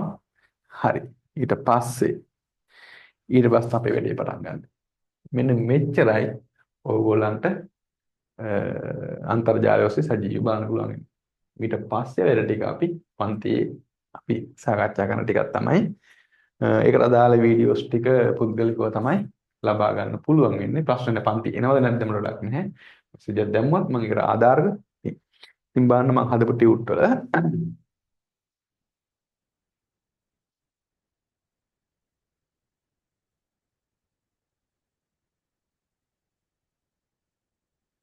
මෙමරි කාඩ් එක මොකද්ද මෙමරි කාඩ් එක කියලා කියන්නේ මෙමරි කාඩ් එක කියන්නේ අපි ඉගෙන ගත්ත දේවල් වල ෂෝට් නෝට් එක අපි ෂෝට් නෝට් ලිව්වේ කොහොමද ෂෝට් නෝට් ලිව්වේ පොඩි අකුරු වලින් නෝට් එක ලියනවා නැත්නම් වැදගත් දේවල් ටිකක් ලියා ගන්න අකුරු ලොකුවට තියෙනවා පොඩි අකුරුන් ලියා ගන්න පොඩි පොතේ නැත්නම් මාතෘකා ටික වෙනම ලියා ගන්න නැත්නම් වැදගත් දේවල් මගේ මෙමරි කාඩ් එකේ ෂෝට් නෝට් එක මෙන්න මේකයි ඊළඟ පියවරට යන ළමයි නේ මෙන්න මේ කියන සංකල්ප වලට උත්තර කටෙන් දෙන්න පුළුවන් වෙන්න ඕන මට දෙන්න ඕනේ නැහැ නේද ඉතින් ඕගොල්ලන්ට පුළුවන් වෙනෝනේ අහපු ගමන් නිෂ්පාදන පිරිවැය කියන මොකක්ද ආර්ථික විද්‍යාවේ මූල්‍ය පිරිවැය කියන මොකද්ද මේවා පිළිබඳව පිටි අදහසක් කටින් කියන්න පුළුවන් වෙන්න ඕන.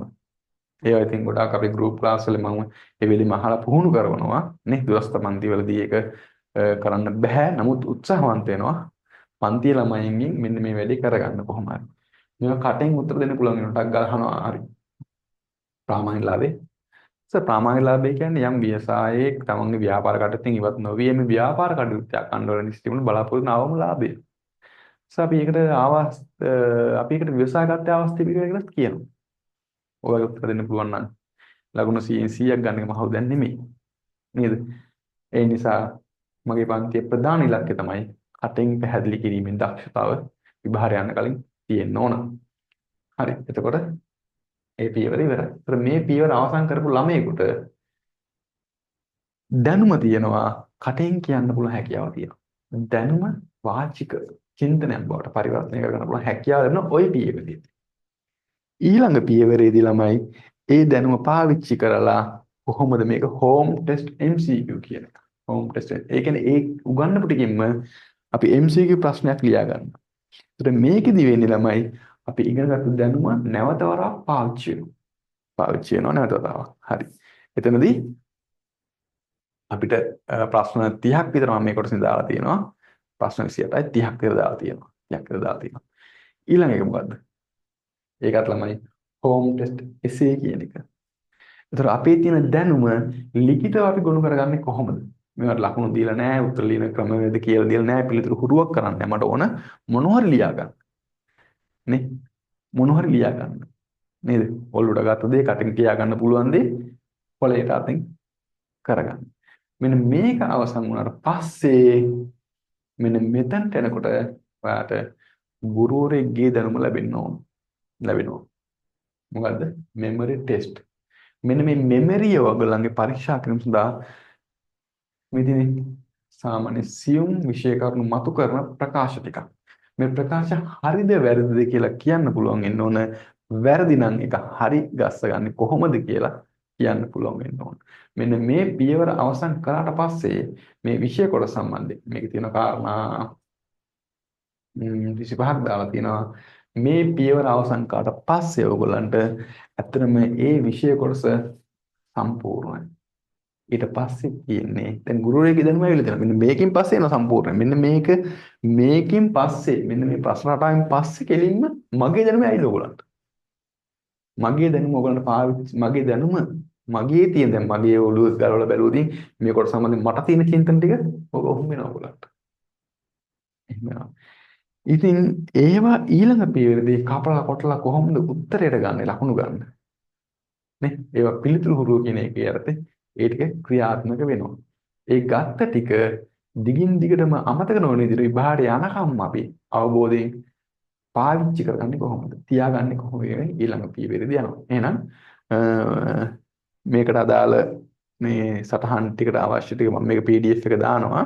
ඔයාලා උත්තර ලියලා මගේ WhatsApp අංකයට මේ උත්තර ටික දානවා නම් මම ඔයාලට දාපු අයට විතර මේක අපි පැහැදිලි කරපු link එක මම දෙනවා මේ වීඩියෝ ටික බලන්න. මොකද ඔයගොල්ලන්ට උවමනාවක් තියෙන්න ඕනේ මේක කරගන්න.